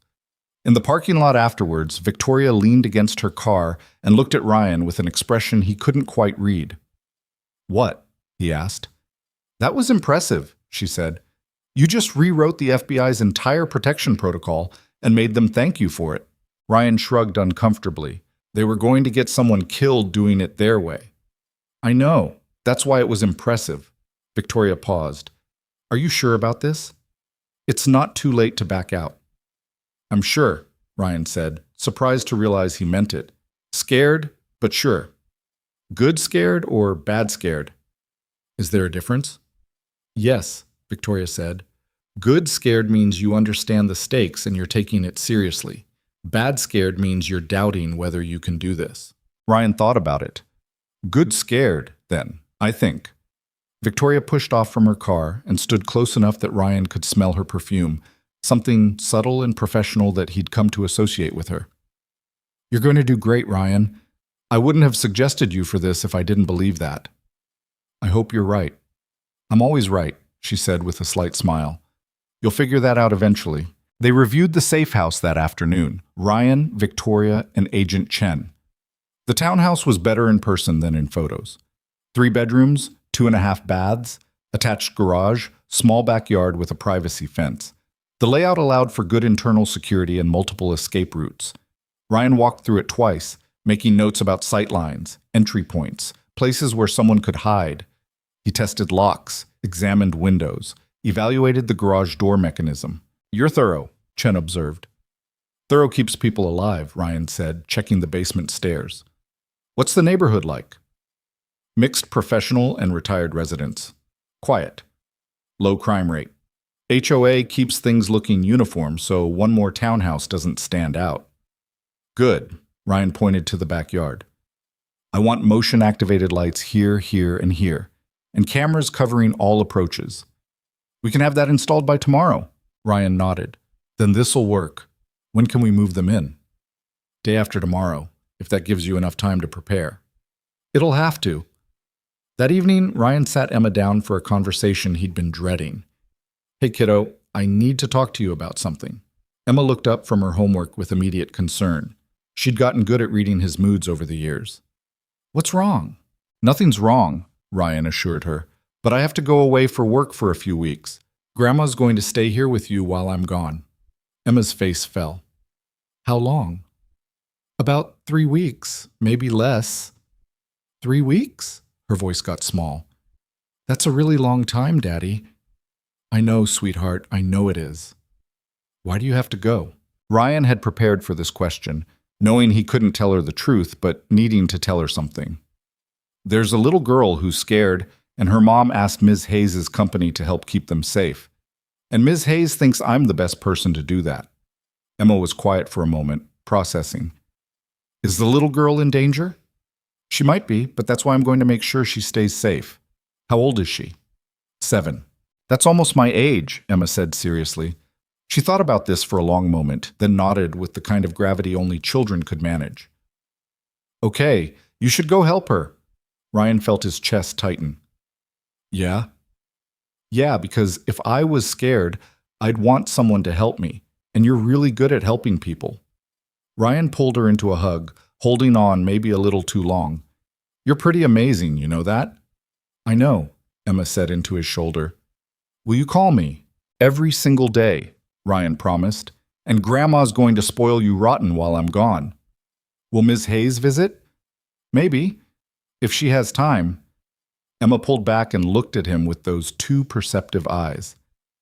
You like her, don't you? Ms. Hayes. Ryan blinked. What? You get all weird when you talk about her, smiley and nervous at the same time. That's... Ryan had no idea how to respond to that. She's my boss, Em. So? You can like your boss. Maddie's mom likes her boss, and they got married last year. That's different. Why? Because it just is, Ryan said, feeling completely out of his depth. Now finish your homework. Emma grinned like she'd won something and went back to her math problems. The next 2 days were a blur of preparation. Ryan met with Jennifer and Sophie Morrison at their temporary location, a bland hotel suite that felt more like a prison than a refuge. Jennifer Morrison was wound tight as a spring, exhausted and terrified, but trying to hold it together for her daughter. Sophie was quiet and withdrawn, clutching a stuffed elephant and refusing to make eye contact. Ryan sat down on the floor so he was at Sophie's eye level. Hi, Sophie. I'm Ryan. That's a cool elephant. Sophie hugged the elephant tighter, but didn't respond. Does your elephant have a name? A slight nod. Can I know what it is? Very quietly. Peanut. Peanut is an excellent name for an elephant, Ryan said seriously. I have a daughter who's almost your age. She has a rabbit named Mr. Hopsworth. That got a slight smile. They talked, or rather Ryan talked, and Sophie gradually warmed up for 20 minutes about stuffed animals and favorite colors and what kind of books she liked. Jennifer watched with a mixture of gratitude and wariness. After Sophie had been coaxed into watching a movie in the other room, Jennifer turned to Ryan with tears in her eyes. Thank you, she said quietly. The other agents, they're good people, but they don't know how to talk to her. She's been terrified. I have a daughter, Ryan said simply. I can't imagine what you're going through. Can you really keep us safe? Ryan met her eyes directly. I'm going to do everything in my power to make sure nothing happens to either of you, but I need you to trust me and follow my instructions even when they don't make sense. Can you do that? Jennifer nodded. Whatever it takes. The move to the safe house happened before dawn 2 days later. Ryan coordinated with the FBI team, checking and rechecking every detail. Jennifer and Sophie were transported in an unmarked van with tinted windows. Ryan followed in a separate vehicle, his eyes constantly scanning for anything out of place. The safe house had been transformed. Motion lights installed, cameras covering every approach. Basic furniture that was comfortable without being luxurious. Ryan had specifically requested kid-friendly touches. Sophie's room had been painted yellow with some toys and books already waiting. Sophie's face lit up when she saw her room. It's like Belle's room. Yellow! Ryan caught Victoria's eye. She'd been the one who coordinated the room setup. She smiled and shrugged like it was nothing. They settled into a routine over the first few days. Ryan established protocols that kept Jennifer and Sophie safe while maintaining some sense of normalcy. Meals were delivered, but Ryan always checked them first. Sophie had schoolwork sent over that she completed at the kitchen table. Jennifer worked on trial preparation from a secure laptop. Ryan called Emma every night at 8 o'clock sharp. She'd tell him about school, about what she and Grandma had done that day, about Mr. Hopsworth's latest adventures. Her voice was the only thing that kept him grounded. Victoria called him every few nights, ostensibly to check on the assignment, but really just to talk. She told him about office gossip, about Marcus accidentally locking himself in a storage closet, about the new client who thought their company needed a tiger mascot for some inexplicable reason. How are you holding up? She asked one night. Tired, Ryan admitted. But okay, Morrison and Sophie are doing better. Sophie's starting to come out of her shell. And you're being careful? Always. There was a pause. Emma misses you. She stopped by the office yesterday with your mom. Ryan smiled. Yeah? How'd she seem? Happy. Excited to tell me about her spelling test. She made me promise to tell you she got 100%. She's getting good at spelling. She's getting good at a lot of things, Victoria said softly. You're doing a great job with her, Ryan. Thanks. That means a lot. Another pause, this one longer. Be safe, okay? I know you're focused on protecting them, but don't forget to protect yourself, too. I will, Ryan promised. After they hung up, Ryan sat in the quiet safe house and thought about how much his life had changed in less than a year. How Victoria had taken a chance on an exhausted single dad in a worn-out hoodie and given him a future he'd never imagined. How somewhere along the way, she'd become more than just his boss. He pushed the thought away and went back to work. There'd be time to figure out what that meant later. Right now, he had a job to do. The first real threat came on day 9. Ryan was running through his morning perimeter check when he noticed it, a white sedan parked 3 houses down that hadn't been there the night before. Same model he'd seen twice in the past week in different locations. Could be coincidence. Probably was coincidence. But Ryan didn't believe in coincidences anymore. He texted Agent Chen immediately. White Camry, 3 houses east, plates Hotel Charlie 7294, run it. Her response came back within minutes. Registered to rental company. Checked out 4 days ago to cash customer. No name on file. Ryan's stomach tightened. He circled back to the safe house through the rear entrance, checking sight lines and exposure points. The Camry had a clear view of their front door. Stay away from windows, he told Jennifer quietly when he came inside. She was making coffee in the kitchen while Sophie watched cartoons in the living room. Jennifer's face went pale. What's wrong? Probably nothing, just being cautious. He kept his voice calm, but she'd been around enough law enforcement to know when someone was lying to make her feel better. Should we move? She asked, her hand shaking slightly as she set down the coffee pot. Not yet. Let me handle it. Ryan spent the next 3 hours monitoring the vehicle from different angles, documenting everything. The Camry didn't move. No one got in or out, but someone was definitely inside. He could see slight movements through the tinted windows. Agent Chen arrived with backup at noon, approaching the vehicle with tactical precision. Ryan watched from the safe house camera feed, his hand resting on the sidearm the FBI had cleared him to carry for this assignment. The Camry's driver turned out to be a private investigator conducting insurance fraud surveillance on a completely different house. Wrong place, wrong time, wrong target. Chen verified his credentials and sent him on his way with a warning about parking in the area. False alarm. But Ryan couldn't shake the tension that had settled into his shoulders. The trial was 12 days away. The closer they got, the more desperate the crime organization would become. You okay? Jennifer asked that evening after Sophie had gone to bed. They were sitting at the kitchen table, Ryan reviewing security protocols, Jennifer pretending to work on case notes, but mostly just staring at her laptop. I'm fine, Ryan said automatically. You don't look fine. You look like you haven't slept in a week. Ryan glanced up at her. She looked exhausted herself, the stress of the situation aging her in real time. I sleep enough. When? Because I hear you walking the perimeter at 2 in the morning, and 3, and 4. That's my job. Your job is to protect us, not work yourself into the ground, Jennifer said quietly. You're not going to be much good to Sophie and me if you collapse from exhaustion. Ryan wanted to argue, but she had a point. He'd been running on adrenaline and coffee for over a week, grabbing sleep in 2-hour chunks when he could. It wasn't sustainable. I'll get some rest tonight, he conceded. Chen's team is on perimeter. I can afford a few hours.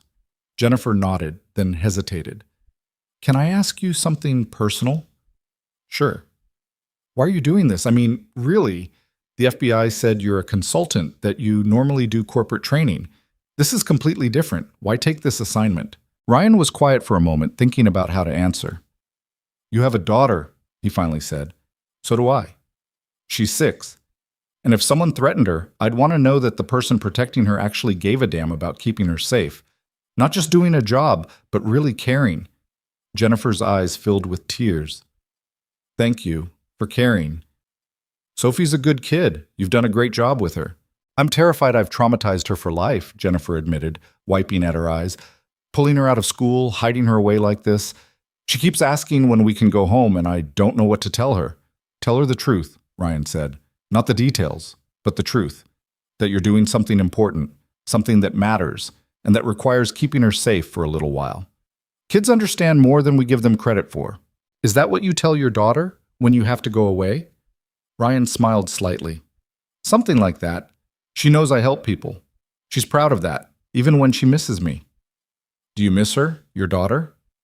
Every single day, Ryan said quietly. But I call her every night. It helps. They sat in comfortable silence for a few minutes. Outside, the neighborhood was settling into evening routines. Porch lights coming on, garage doors closing, the normal sounds of suburban life that felt surreal given the circumstances. The FBI thinks I'm crazy, Jennifer said suddenly, for going through with this trial. They've offered me deals, relocations, ways out, but I can't walk away. These people hurt so many families. If I don't testify, no one will. That takes courage. It takes stubbornness, Jennifer corrected with a slight smile. My ex-husband used to say I never knew when to quit. Ex-husband? He left 2 years ago, couldn't handle the stress of my job, the long hours, the danger, decided he'd rather start over with someone whose career didn't involve death threats. The bitterness in her voice was unmistakable. I'm sorry. Don't be. Sophie and I are better off without him. Jennifer closed her laptop. What about you? Your daughter's mother? She died 3 years ago. Car accident. I'm so sorry, Jennifer said, genuine sympathy in her voice. That must have been incredibly hard. It was. Still is sometimes. Ryan stood and stretched, his back protesting from too many hours hunched over security monitors. But you keep going because you have to. For them. For them, Jennifer echoed. Ryan did sleep that night, 4 solid hours, the most he'd gotten since the assignment started. He woke to his phone buzzing with a text from Victoria. Thinking about you, stay safe. He smiled and texted back. Always. How's Emma? She and your mom made cookies yesterday, brought some by the office. Emma gave me a very serious lecture about proper chocolate chip distribution. Ryan could picture it perfectly. Emma with flour on her nose, explaining the precise ratio of chocolate chips to dough with the kind of authority only a 6-year-old could muster. Sounds like her. Tell her I miss her. Tell her yourself. She's planning to call you tonight to discuss important cookie matters. The second threat came on day 14. Ryan was running a routine security check when the FBI's surveillance team flagged suspicious activity 3 blocks away. A vehicle circling the neighborhood multiple times, slowing near their street, then leaving. Different car than before, different pattern, but definitely wrong. Agent Richardson called within minutes. We're tracking them. Black SUV, 2 occupants. They've circled your area twice in the past hour. Have they made the safe house? Ryan asked, already moving to secure the interior. We don't think so, but they're looking for something. Ryan's mind raced through possibilities. They'd been careful. No patterns, no predictable movements, minimal external contact. But if the organization had resources inside the FBI or the prosecutor's office, they could have narrowed down potential locations.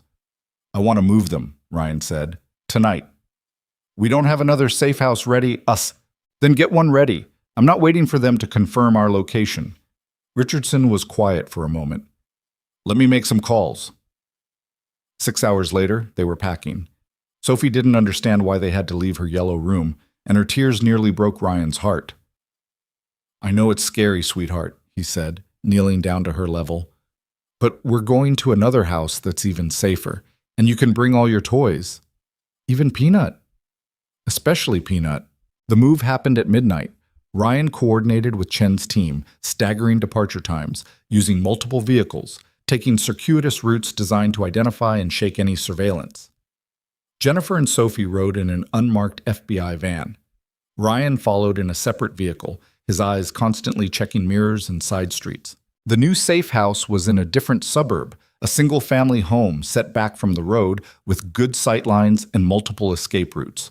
Not ideal, but better than staying in a compromised location. They arrived at 2 a.m. Sophie had fallen asleep in the van, and Jennifer carried her inside while Ryan cleared the house room by room.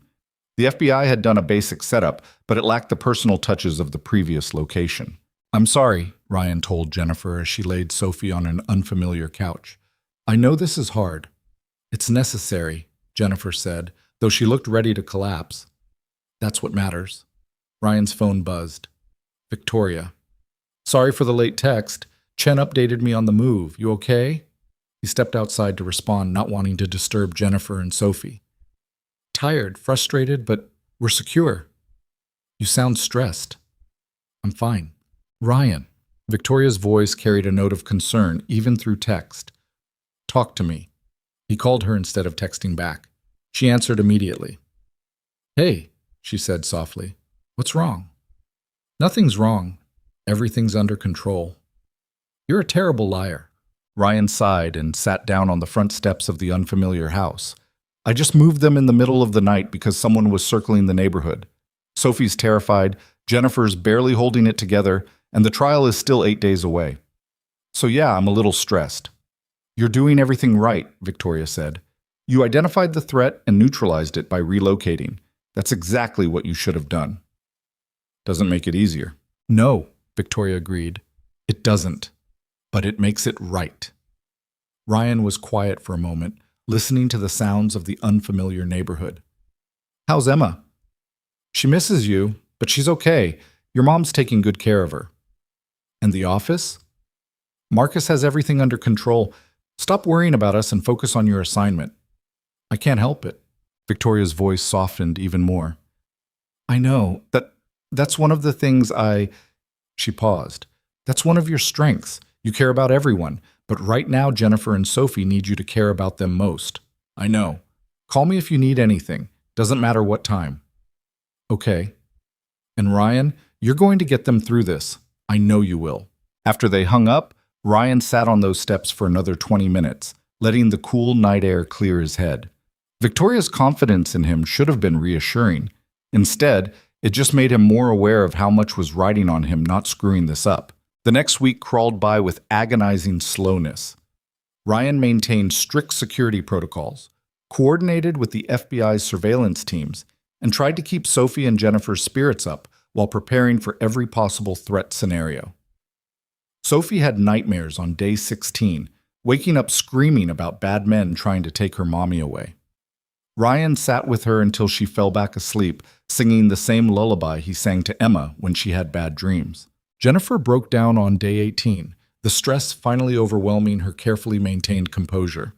Ryan made her tea and let her cry, understanding that sometimes people just needed to fall apart for a few minutes before they could put themselves back together. He called Emma every night at 8 o'clock, like clockwork. She'd started counting down the days until he came home, each number a reminder of how much he was missing. 5 more days, Daddy, she announced on day 19. Then you come home and we can have pancakes.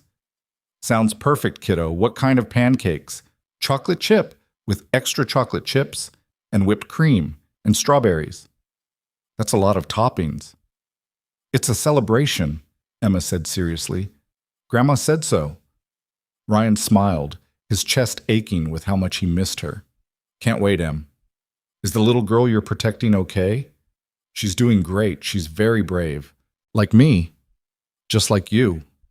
Victoria called less frequently as the trial approached, busy coordinating office operations and fielding the increased client demands that came with Ryan's absence. But she still checked in, her voice a lifeline to the world beyond safe houses and security protocols.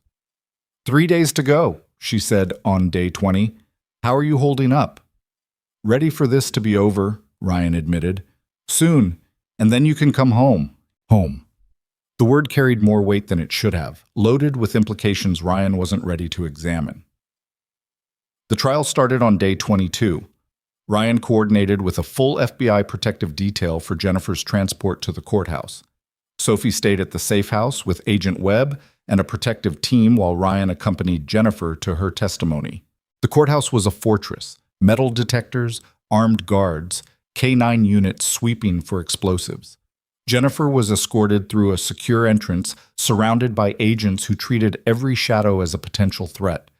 Ryan stayed in the background, watching, assessing, his every sense on high alert.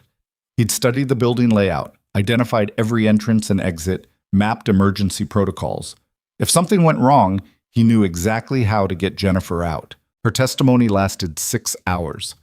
Ryan watched from the security room via closed-circuit cameras, seeing the strength it took for her to face the defendants and tell her story. The organization's members sat stone-faced in the courtroom, but their attorneys were vicious, attacking her credibility, her motives, her character. Jennifer never wavered. When she was finally done for the day, Ryan escorted her back to the secure transport. She was shaking with exhaustion and adrenaline. "You did great," he told her quietly. "I thought I was going to throw up on the witness stand," Jennifer admitted. "But you didn't. You stayed strong and told the truth. That's all that matters." They made it back to the safe house without incident. Sophie ran to her mother the moment they walked in, and Jennifer held her daughter like she'd never let go. The second day of testimony was more of the same. Grueling cross-examination, hostile questions, attempts to break Jennifer's composure. But she held firm, backed by evidence and conviction. On the third day, the prosecution rested its case. Jennifer's testimony was done. Now they just had to wait for the verdict. "How long?" Jennifer asked Richardson when he came to debrief her. "Could be days, could be weeks. Jury deliberations are unpredictable." "We can't stay here for weeks," Jennifer said, her voice rising with panic. "Sophie needs to go back to school, back to her normal life." "We'll figure it out," Ryan interrupted gently. "One day at a time." The verdict came back faster than anyone expected, 4 days after testimony concluded. Guilty on all counts. The relief in Jennifer's face was overwhelming. She sobbed and laughed simultaneously, holding Sophie while the little girl asked what was wrong and why Mommy was crying. "Happy tears, baby," Jennifer managed. "These are happy tears." Richardson called with the news officially. "It's over. The organization's leadership is going away for a long time. The threat against you and Sophie is effectively neutralized." Ryan felt something release in his chest, tension he'd been carrying for 29 days finally letting go. "When can we go home?" Jennifer asked. "We'll need to maintain security for another 72 hours just to be safe," Richardson said. "But after that, you can return to your house. Resume your lives." After the call ended, Jennifer turned to Ryan with tears still streaming down her face. "Thank you for everything, for keeping us safe, for staying patient with Sophie, for making this bearable. I don't know how to repay you." "You don't need to repay me," Ryan said. "Just go home and live your life. That's enough." Sophie tugged on Ryan's sleeve. "Are you leaving now?" Ryan knelt down to her level. "Not yet. I'll be here for a few more days, but then yeah, I need to go home to my daughter. She misses me." "I'll miss you too," Sophie said seriously. "You're nice, and you make good pancakes." Ryan smiled. He'd made pancakes for her twice during their time in the safe house, chocolate chip both times. "You're pretty great yourself, kid. Take care of your mom, okay?" "Okay."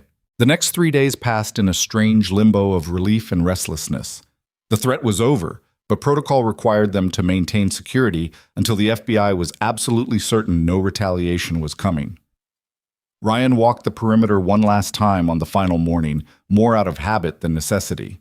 The neighborhood was waking up, garage doors opening, coffee brewing, people heading to work. Normal life, completely unaware of the drama that had unfolded in their midst. Victoria called as he was doing his final equipment check. "You coming home today?" she asked. "Yeah, FBI is taking over the final transition. I should be back by this afternoon." Emma's been counting down the hours. She made a welcome home sign. Ryan smiled, his chest warm. "Of course she did." "She's not the only one who missed you," Victoria said quietly. Ryan paused in the middle of coiling a cable. "Yeah?" "Yeah, the office isn't the same without you. It's too quiet. Marcus probably appreciated the peace. Marcus has been complaining that no one's around to debate his training protocols with him." Victoria paused. "I missed our lunches and our conversations and just you." Ryan's heart did something complicated. "I missed you too." "Good," Victoria said, and he could hear the smile in her voice. "Then I'll see you tomorrow. We can do a full debrief on the assignment." "Tomorrow," Ryan agreed. He said goodbye to Jennifer and Sophie in the safe house driveway. Sophie hugged him fiercely, making him promise to tell his daughter about Peanut the elephant. Jennifer shook his hand, then pulled him into a hug instead. "Thank you," she whispered, "for giving us our lives back." "You did that yourself," Ryan said. "I just helped keep you safe while you did it." The drive home felt surreal. Ryan kept checking his mirrors out of habit, kept scanning for threats that no longer existed. It would take a while to turn off that hypervigilance. He pulled into his driveway at 4 in the afternoon. Emma must have been watching from the window because she came flying out the front door before he'd even turned off the engine. "Daddy!" Ryan caught her as she launched herself at him, holding on tight and breathing in the familiar scent of her strawberry shampoo. Hey, kiddo, I missed you so much. I missed you more. Look, I made you a sign. She dragged him inside where a banner reading, "Welcome Home, Daddy," in rainbow letters hung across the living room. His mother was standing in the kitchen, smiling. "Welcome back, honey," she said. "Emma's been talking about nothing else all day." "Thanks for staying with her, Mom." "My pleasure. Now I'm going to head home and let you two catch up." She hugged him, whispered, "I'm proud of you," in his ear, and left. Emma chattered nonstop for the next hour, telling him everything he'd missed: school projects, playground drama, new jokes she'd learned, the cookies she'd made with Grandma. Ryan listened to every word, letting her voice wash over him like a healing balm. That night, after Emma was finally asleep, Ryan sat in his quiet house and let himself feel everything he'd been holding back for 29 days. The fear, the stress, the responsibility of keeping two people safe, the satisfaction of having done it successfully, the bone-deep exhaustion that came from operating at maximum alertness for a month straight. His phone buzzed with a text from Victoria. "Sleep well? You earned it." Ryan smiled and texted back, "And thanks for everything, for believing I could do this." "I always believed. Now you know you can too." He fell asleep on the couch with his phone still in his hand, more at peace than he'd been in weeks. The next morning, Ryan dropped Emma at school and headed to the Hayes strategic office for the first time in a month. Walking through those familiar doors felt like coming home. Victoria was waiting in her office, and when she saw him, her face lit up in a way that made his chest tight. "You're back," she said unnecessarily. "I'm back." They stood there for a moment, the air between them charged with something neither of them had named yet. "Coffee?" Victoria finally asked. "Coffee sounds perfect." They walked to the break room together, and Ryan caught Marcus's eye through a conference room window. Marcus gave him a nod of approval and a slight smile. Things were going to be different now, Ryan realized. He'd proven something to himself on this assignment, that he could use his past without being consumed by it, that he could protect people without losing himself. And maybe, just maybe, he was ready to start building something more than just a career. Maybe he was ready to build a future. The debrief with Victoria and the FBI took most of the morning. Ryan walked them through every decision he'd made during the assignment, every threat assessment, every protocol adjustment. Richardson and Chen both acknowledged that his approach had been instrumental in keeping Jennifer and Sophie Morrison safe. "We'd like to contract with Hayes Strategic for future witness protection cases," Richardson said as the meeting wrapped up. "Your methods are different from what we're used to, but they work." Victoria glanced at Ryan. "We'll consider it, but Ryan makes the call on whether he takes field assignments. That's non-negotiable." After the FBI agents left, Victoria closed her office door and turned to face Ryan. "So," she said, "how does it feel?" "How does what feel?" "Knowing you just successfully protected 2 people for a month under serious threat conditions. Knowing you proved you can do this work at the highest level." Ryan shrugged, uncomfortable with the praise. "I did what I was hired to do." "You did more than that," Victoria said firmly. "You kept a scared woman and her daughter not just alive, but emotionally intact. The FBI said Sophie actually seemed happy most of the time you were protecting her. That's not just good security work, Ryan. That's exceptional." "She's a good kid. Made it easy." Victoria smiled and shook her head. "You really don't know how to take a compliment, do you?" "Not really my thing." "Well, get used to it. Because word's already spreading. I've had 3 inquiries this morning about our protection services. Everyone wants the consultant who kept the Morrison case from becoming a disaster." Ryan felt his stomach tighten. "I'm not interested in becoming some high-profile protection specialist. That's not why I took this job." "I know," Victoria said quickly, "and I'm not asking you to. But the Morrison assignment proved something important, that our company can handle complex, high-stakes situations. That opens doors for growth. Better contracts, bigger clients, more resources." She paused. "More opportunities to help people who actually need it." Ryan studied her face. "You've been thinking about this." "I've been thinking about a lot of things," Victoria admitted. "The past month gave me time to evaluate where this company is headed. And I realized something. I don't want to just build a successful business. I want to build something that matters. Something that actually makes people safer, not just richer. That's what you've been doing all along. Maybe, but I want to do more of it, and I can't do that without you. The weight of her words hung between them. Ryan walked to the window, looking out over the city. People moving through their lives down there, most of them never knowing how close danger might be, never thinking about the people who work to keep them safe. I need to ask you something, he said without turning around. Anything. Why did you really offer me this job? That first day at the restaurant, you saw me for maybe 5 minutes. That's not enough time to evaluate someone for a senior position. Victoria was quiet for a long moment. You want the honest answer? Always.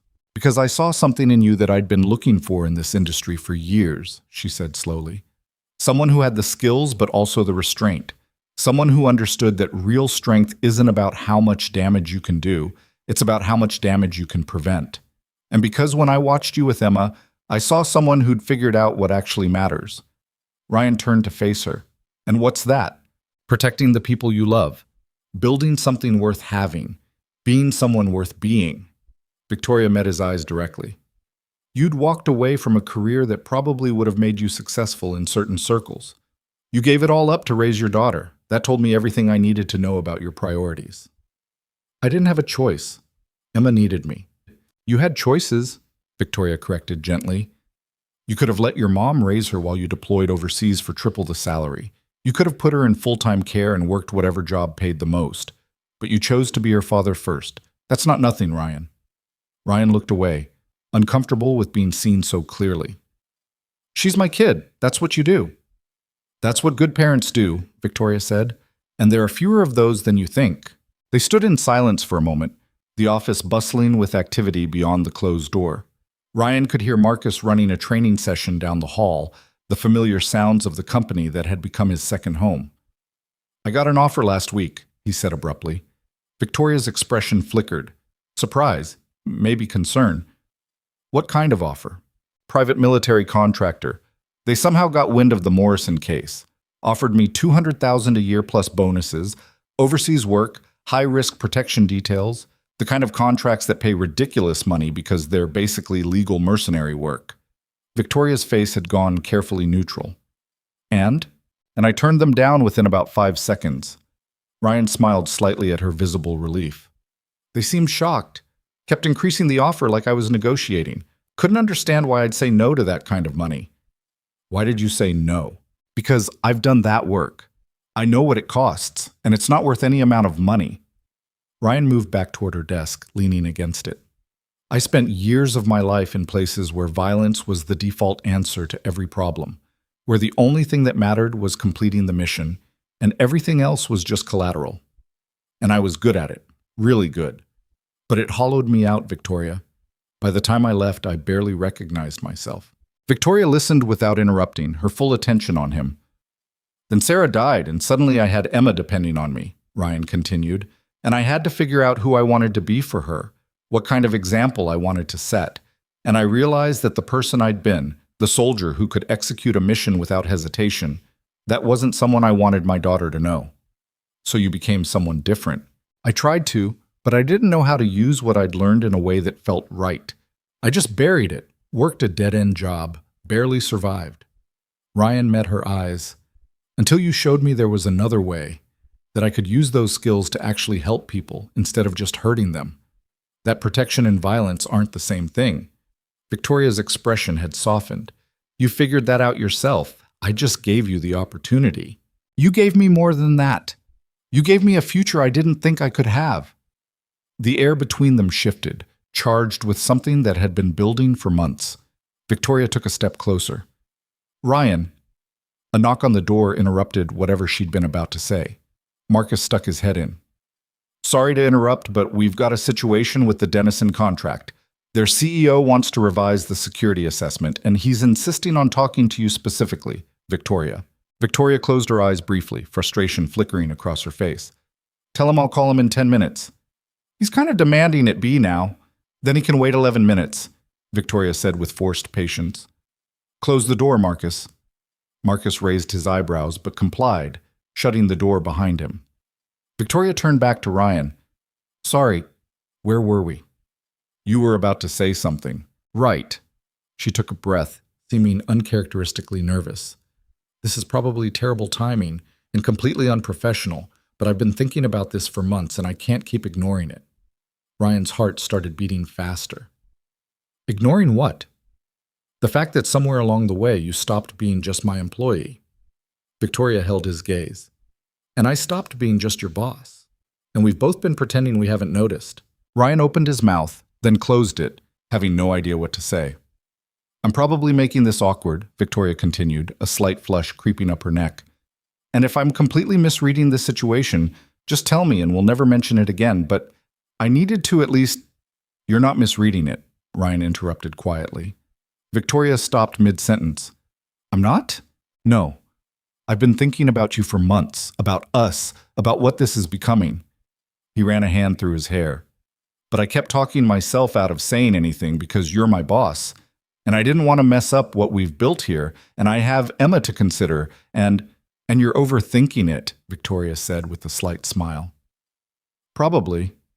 They stood there looking at each other, both of them clearly wanting to close the distance, but neither quite sure how to make the first move. Ryan's phone buzzed. Emma's school. I need to take this, he said apologetically, pulling it out.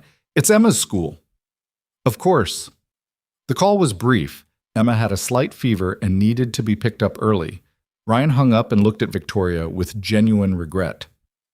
I have to go get her. I know. Go. Family first, Victoria smiled. Always family first. Ryan headed for the door, then paused with his hand on the handle. Victoria? Yeah? Can we continue this conversation soon? I'd like that.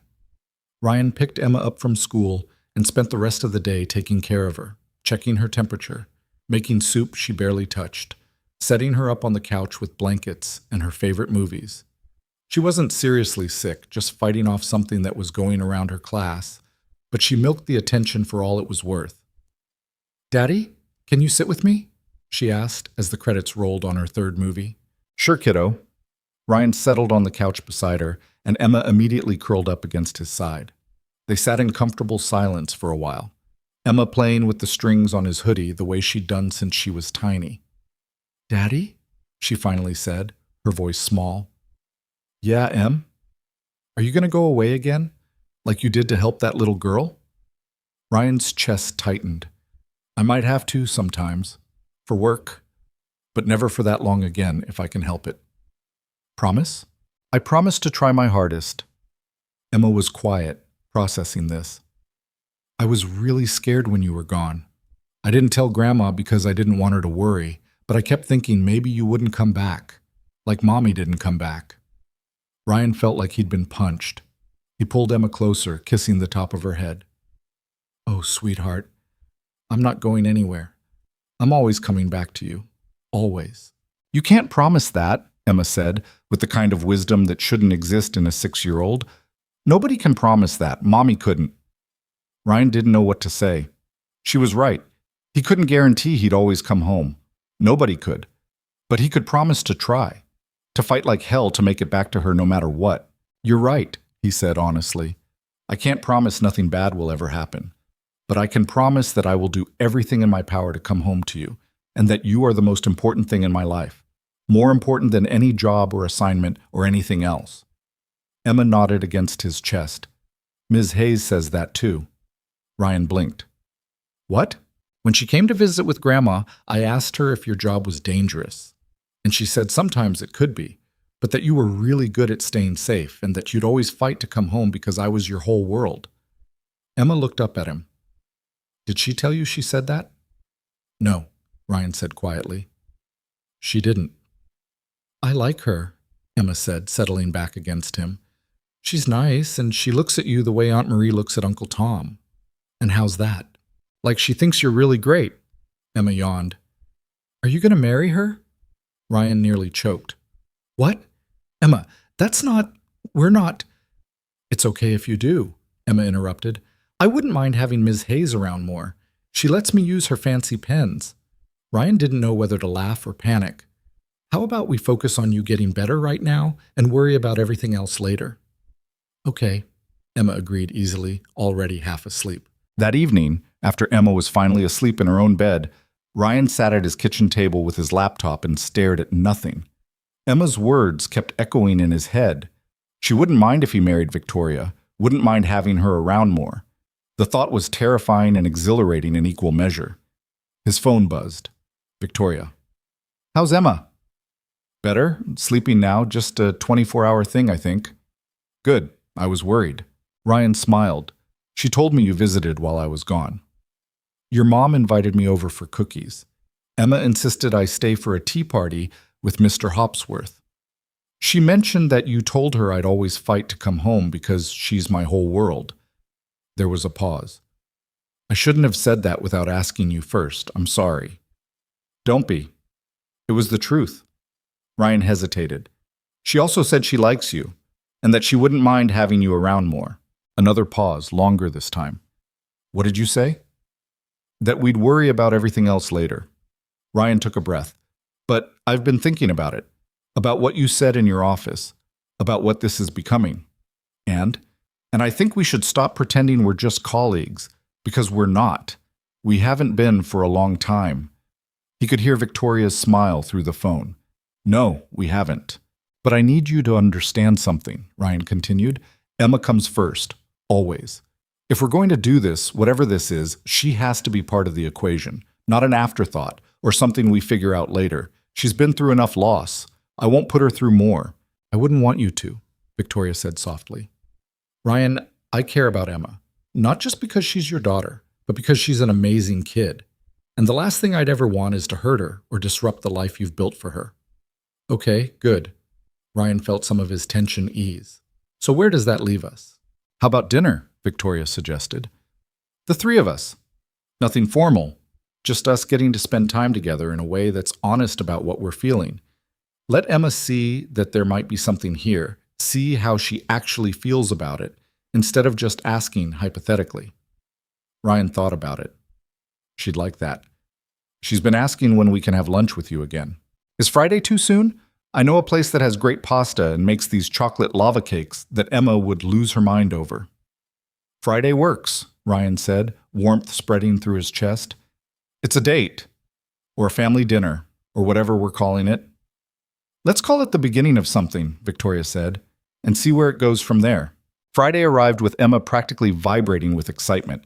She'd insisted on wearing her favorite dress, purple with sparkles, and had made Ryan promise they could bring Mr. Hopsworth. He's part of the family, Daddy. He should be there for important things. Ryan didn't argue. They met Victoria at a family-friendly Italian place that managed to be nice without being stuffy. Emma spotted Victoria immediately and ran ahead, getting a hug before Ryan even made it to the table. You look so pretty, Emma announced. So do you, Victoria said seriously. I love the sparkles. They're for special occasions. Daddy said this was special. Victoria glanced at Ryan over Emma's head, her expression soft. It definitely is. Dinner was easy in a way Ryan hadn't expected. Emma dominated the conversation, telling Victoria about school and her friends, and the book she was reading about a girl who discovered she could talk to animals. Victoria listened with genuine interest, asking questions and sharing stories from her own childhood. Ryan watched them interact and felt something settle in his chest. This could work. This could really work. After dinner, Victoria ordered the chocolate lava cake with 3 spoons, and they shared it while Emma declared it the best dessert she'd ever had. Ms. Hayes, Emma said, suddenly, her face serious. Can I ask you something? Of course, Victoria said. Do you like my daddy? Like him? Ryan nearly choked on his water. Victoria handled it with more grace, meeting Emma's eyes directly. I do, she said honestly. I like him very much. Is that okay with you? Emma considered this carefully. Are you going to be nice to him? I'm going to do my very best to be. And you won't leave? Like people do sometimes? Victoria's expression crumbled slightly at the question, understanding exactly what Emma was really asking. Emma, I can't promise that nothing will ever go wrong. Life doesn't work that way. But I can promise that I care about your dad, and I care about you, and I'm not going anywhere unless you or your dad want me to go, okay? Emma nodded, seemingly satisfied. Okay, then I think it's good. You make Daddy smile more. Ryan felt his throat tighten with emotion. Can I be excused to go look at the fish tank? Emma asked, already sliding out of her chair. Stay where we can see you, Ryan said. Once Emma was safely occupied watching the large aquarium near the entrance, Victoria turned to Ryan with tears in her eyes. She's incredible, she said quietly. You've done such an amazing job with her. She's had to grow up too fast, Ryan said. Deal with things no kid should have to deal with. And she's still full of joy and curiosity and hope. That's because of you. They sat in comfortable silence for a moment, watching Emma press her face against the glass, pointing excitedly at different fish. So, Victoria said, I passed the test? With flying colors, Ryan confirmed, though I'm pretty sure the chocolate cake helped. Victoria laughed. I'm not above bribery. Good to know. Ryan reached across the table and took her hand. Victoria laced her fingers through his, and it felt like the most natural thing in the world. The next 6 months brought changes that felt both monumental and surprisingly easy. Ryan and Victoria navigated their relationship carefully, always keeping Emma's needs at the center of every decision. They went slow, family dinners, weekend outings, movies at Ryan's house, where Emma would inevitably fall asleep between them on the couch. Victoria became a steady presence in their lives without trying to replace Sarah or force herself into spaces where she didn't belong. She showed up at Emma's school events, brought supplies when Emma had science projects due, and taught her how to make a proper PowerPoint presentation for show and tell. Emma flourished with the additional attention, and Ryan found himself falling harder for Victoria every time he watched her interact with his daughter. At work, Hayes' strategic continued to grow. The Morrison case had opened doors to government contracts and high-level corporate clients. Ryan developed new training programs that became industry standards. Marcus finally admitted that having Ryan around made him a better instructor. Don't let it go to your head, Marcus said when Ryan caught him using one of Ryan's threat recognition techniques in a session. I'm just borrowing your good ideas. Sure you are, Ryan said with a grin. Jennifer Morrison stayed in touch, sending occasional updates about how she and Sophie were doing. Sophie had drawn Ryan a picture of him and Peanut, the elephant, saving the day, which now hung in his office at home. But not everything was smooth. Ryan still had nightmares sometimes about missions gone wrong, about threats he'd missed. He still struggled with letting his guard down, with trusting that things could stay good. Victoria had her own challenges, learning how to share control, accepting that she couldn't solve every problem with planning and protocols. Her tendency to work 16-hour days clashed with Ryan's insistence on family time. They had their first real fight on a Tuesday evening when Victoria missed a dinner she'd promised to attend because a client crisis ran late. Emma had been disappointed, and Ryan had been furious in a way that surprised both of them. You said you'd be here, he said when she finally called to apologize. Emma made place cards. She was so excited to show you her science project. I know, and I'm sorry, Victoria said, stress evident in her voice. But this client pays for 20% of our operating budget, Ryan. I couldn't just leave in the middle of a crisis. There's always going to be a crisis. There's always going to be another client emergency. But Emma's only 6 once. You don't get these years back. You think I don't know that? Victoria's voice rose. You think I don't feel terrible about missing dinner? But I have a company to run, responsibilities I can't just ignore. I'm not asking you to ignore them. I'm asking you to keep your promises to a 6-year-old. The silence on the line was heavy. You're right, Victoria finally said quietly. I'm sorry. I should have called earlier, should have managed this differently. I'll apologize to Emma tomorrow. She'll forgive you. She always does. But Victoria, if this is going to work, you have to be present. Not just physically showing up, but actually being here. Emma's had enough people disappoint her. I know, Victoria said, her voice thick with emotion. I'll do better, I promise. And she did. She started blocking off time in her calendar specifically for Emma and Ryan, treating those commitments as non-negotiable. She delegated more, trusted Marcus and her other senior staff to handle crises. She learned that being a good partner and being a good CEO didn't have to be mutually exclusive. Ryan learned his own lessons, that not every missed dinner was abandonment, that Victoria was allowed to have priorities beyond their family, that his fear of loss couldn't dictate how he controlled everyone around him. They learned how to be together, messily, imperfectly, but honestly. A year after the Morrison case, Ryan got another offer, this time from a government agency that wanted him to develop training programs for federal protective services. The pay was astronomical, The position was prestigious. It would have been a massive career advancement. He turned it down. Why? Victoria asked when he told her. This is an incredible opportunity. Because it would mean traveling 3 weeks out of every month. Being away from Emma that much. Missing her childhood. Ryan shrugged. I've already got an incredible opportunity right here. Why would I leave it? Victoria kissed him. You're absolutely sure? I'm sure. What Ryan didn't tell her was that he'd been planning something else. Something that terrified him more than any protection assignment ever had. He waited until Emma's 7th birthday party was over, after the last guest had left, and Emma was crashed on the couch in a sugar coma. Victoria had stayed to help clean up, and they were in the kitchen washing dishes when Ryan decided it was time. Can I ask you something? He said, drying a plate. Of course. Do you see yourself doing this long term? This thing we've built together? Victoria paused mid-scrub, looking at him carefully. Are you asking what I think you're asking? Maybe. I don't know. I'm not very good at this. Victoria dried her hands and turned to face him fully. Ryan Carter, are you trying to propose? I might be. Possibly. If you'd be interested. He was fumbling this badly. I don't have a ring yet. I wanted to ask Emma first, and then I was going to plan something nice, but I'm standing here and I want to know if this is what you want too. A life with me and Emma and all the complicated, messy, beautiful parts of what that means. Victoria's eyes were shining. Are you seriously proposing to me while we're doing dishes? Apparently, yeah, I'm really bad at romance. You're not bad at romance, Victoria said, stepping closer. You're exactly who you are. Honest and direct and completely incapable of playing games. And yes, Ryan. Yes, I want a life with you and Emma and all the complicated, messy, beautiful parts. Ryan felt relief flood through him. Yeah? Yeah, Victoria laughed, wiping at her eyes. Though we're definitely telling people you did this better than you actually did. Deal. He kissed her there in his kitchen, surrounded by paper plates and birthday decorations, and it was perfect in its imperfection. Emma woke up 20 minutes later and found them still in the kitchen, now sitting at the table making plans. What are you guys doing? She asked sleepily. Ryan glanced at Victoria, who nodded.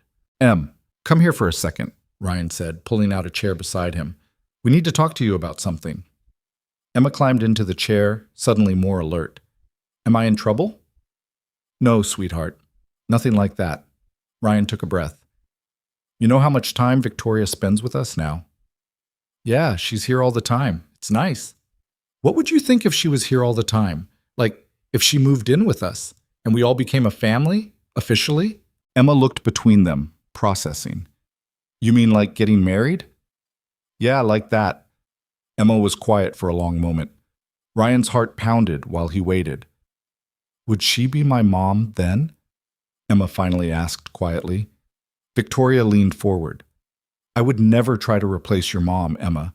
She was important and special, and no one could ever take her place. But I would be someone who loves you and takes care of you and is here for whatever you need, if that's okay with you. Emma thought about this seriously, her face solemn in a way that reminded Ryan she'd been forced to be older than her years. Can I call you whatever I want? Emma asked. Absolutely, Victoria said. Whatever feels right to you. Okay, Emma nodded decisively. Then yes, I think it's good. You make Daddy happy, and you teach me cool stuff, and you always remember that I don't like pickles. Ryan laughed, emotion thick in his throat. Those are excellent reasons. Can we tell Grandma? Emma asked, already excited. She's going to be so happy. She told me last week that you and Ms. Hayes were good for each other, but she didn't think Daddy would get his act together anytime soon. Your grandma said that? Ryan asked.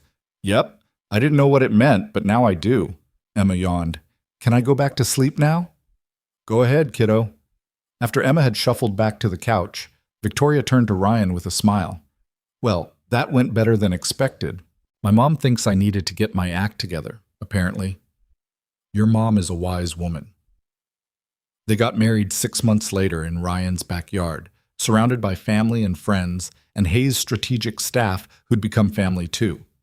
Emma was the flower girl, taking her job incredibly seriously and making sure every petal was perfectly placed. Marcus served as Ryan's best man and only teased him minimally about getting sappy. Jennifer and Sophie Morrison came to the wedding, Sophie clutching Peanut and telling everyone about how Ryan had kept them safe. She and Emma bonded immediately over their shared love of stuffed animals and immediately started planning a play date. Ryan's mother cried through the entire ceremony and told Victoria afterward that she'd been waiting for Ryan to find happiness again since Sarah died. "Take care of my boy," she said, hugging Victoria tight. "I will," Victoria promised. "He takes pretty good care of me, too." The reception was casual and warm, full of laughter and terrible dancing, and Emma giving a toast that mostly consisted of her explaining how Victoria had finally learned to make pancakes the right way, with extra chocolate chips. As the evening wound down and guests started leaving, Ryan found himself standing at the edge of the backyard watching Emma and Sophie chase fireflies while Victoria talked with Jennifer. Marcus appeared beside him with 2 beers, handing one over. "You did good, man," Marcus said. "Thanks. Never thought I'd see the day. You were so determined to keep everyone at arm's length when you first started." Ryan smiled. "Victoria didn't give me much choice. She saw something in you that you didn't see in yourself. That's rare." They stood in comfortable silence for a moment, watching the party. "You know what the best part is?" Marcus said. "You figured out how to use everything you learned, all that training, all those hard experiences, in a way that actually builds things instead of destroying them. Not a lot of people manage that transition." Ryan thought about the person he'd been 4 years ago, exhausted, barely surviving, convinced his past was something to escape rather than integrate. Then he thought about who he was now, a father, a husband, a professional who helped keep people safe without losing himself in the process. "I had help," Ryan said simply. "Yeah, you did. But you still had to do the work." Victoria appeared at Ryan's other side, slipping her hand into his. "What are you two discussing so seriously?" "Just telling Ryan he's done well for himself," Marcus said. "Don't let it go to his head." "I'll do my best," Victoria said with a smile. Marcus excused himself to help with cleanup, leaving Ryan and Victoria alone at the edge of their celebration. "Happy?" Victoria asked quietly. Ryan pulled her closer, watching Emma's delighted laugh as she caught a firefly. "Yeah, really happy." "Good, because I have news that might make you even happier." Ryan looked down at her. "Yeah?" Victoria pulled a folder from seemingly nowhere. She always had a folder, and handed it to him. "I've been working on this for a few months. Wanted to wait until after the wedding to tell you." Ryan opened it and found plans for a new division of Hayes Strategic, one focused specifically on training programs for at-risk youth, teaching conflict de-escalation and protective skills to kids who needed them most. "I want to use everything we've built to actually help kids," Victoria said. "Teach them how to stay safe, how to protect each other, how to recognize and avoid dangerous situations. And I want you to run it." Ryan looked at the plans, then at his wife, with tears in his eyes. "Victoria, this is something that matters," she finished. "We've got the resources now. We've got the expertise.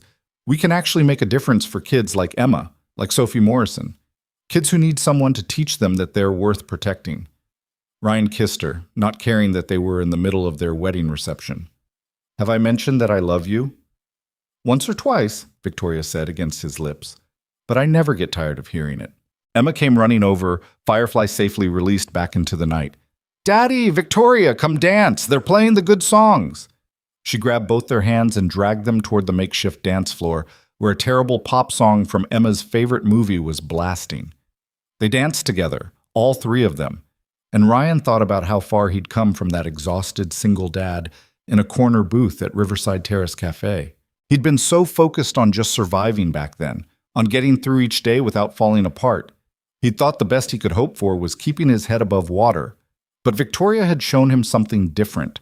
That survival wasn't the same as living, that his past didn't have to define him, it could inform him. That the skills he'd learned in the darkest parts of his life could be used to bring light to others. She'd given him a future when he thought he'd already used up his chances at happiness. The party went late into the night.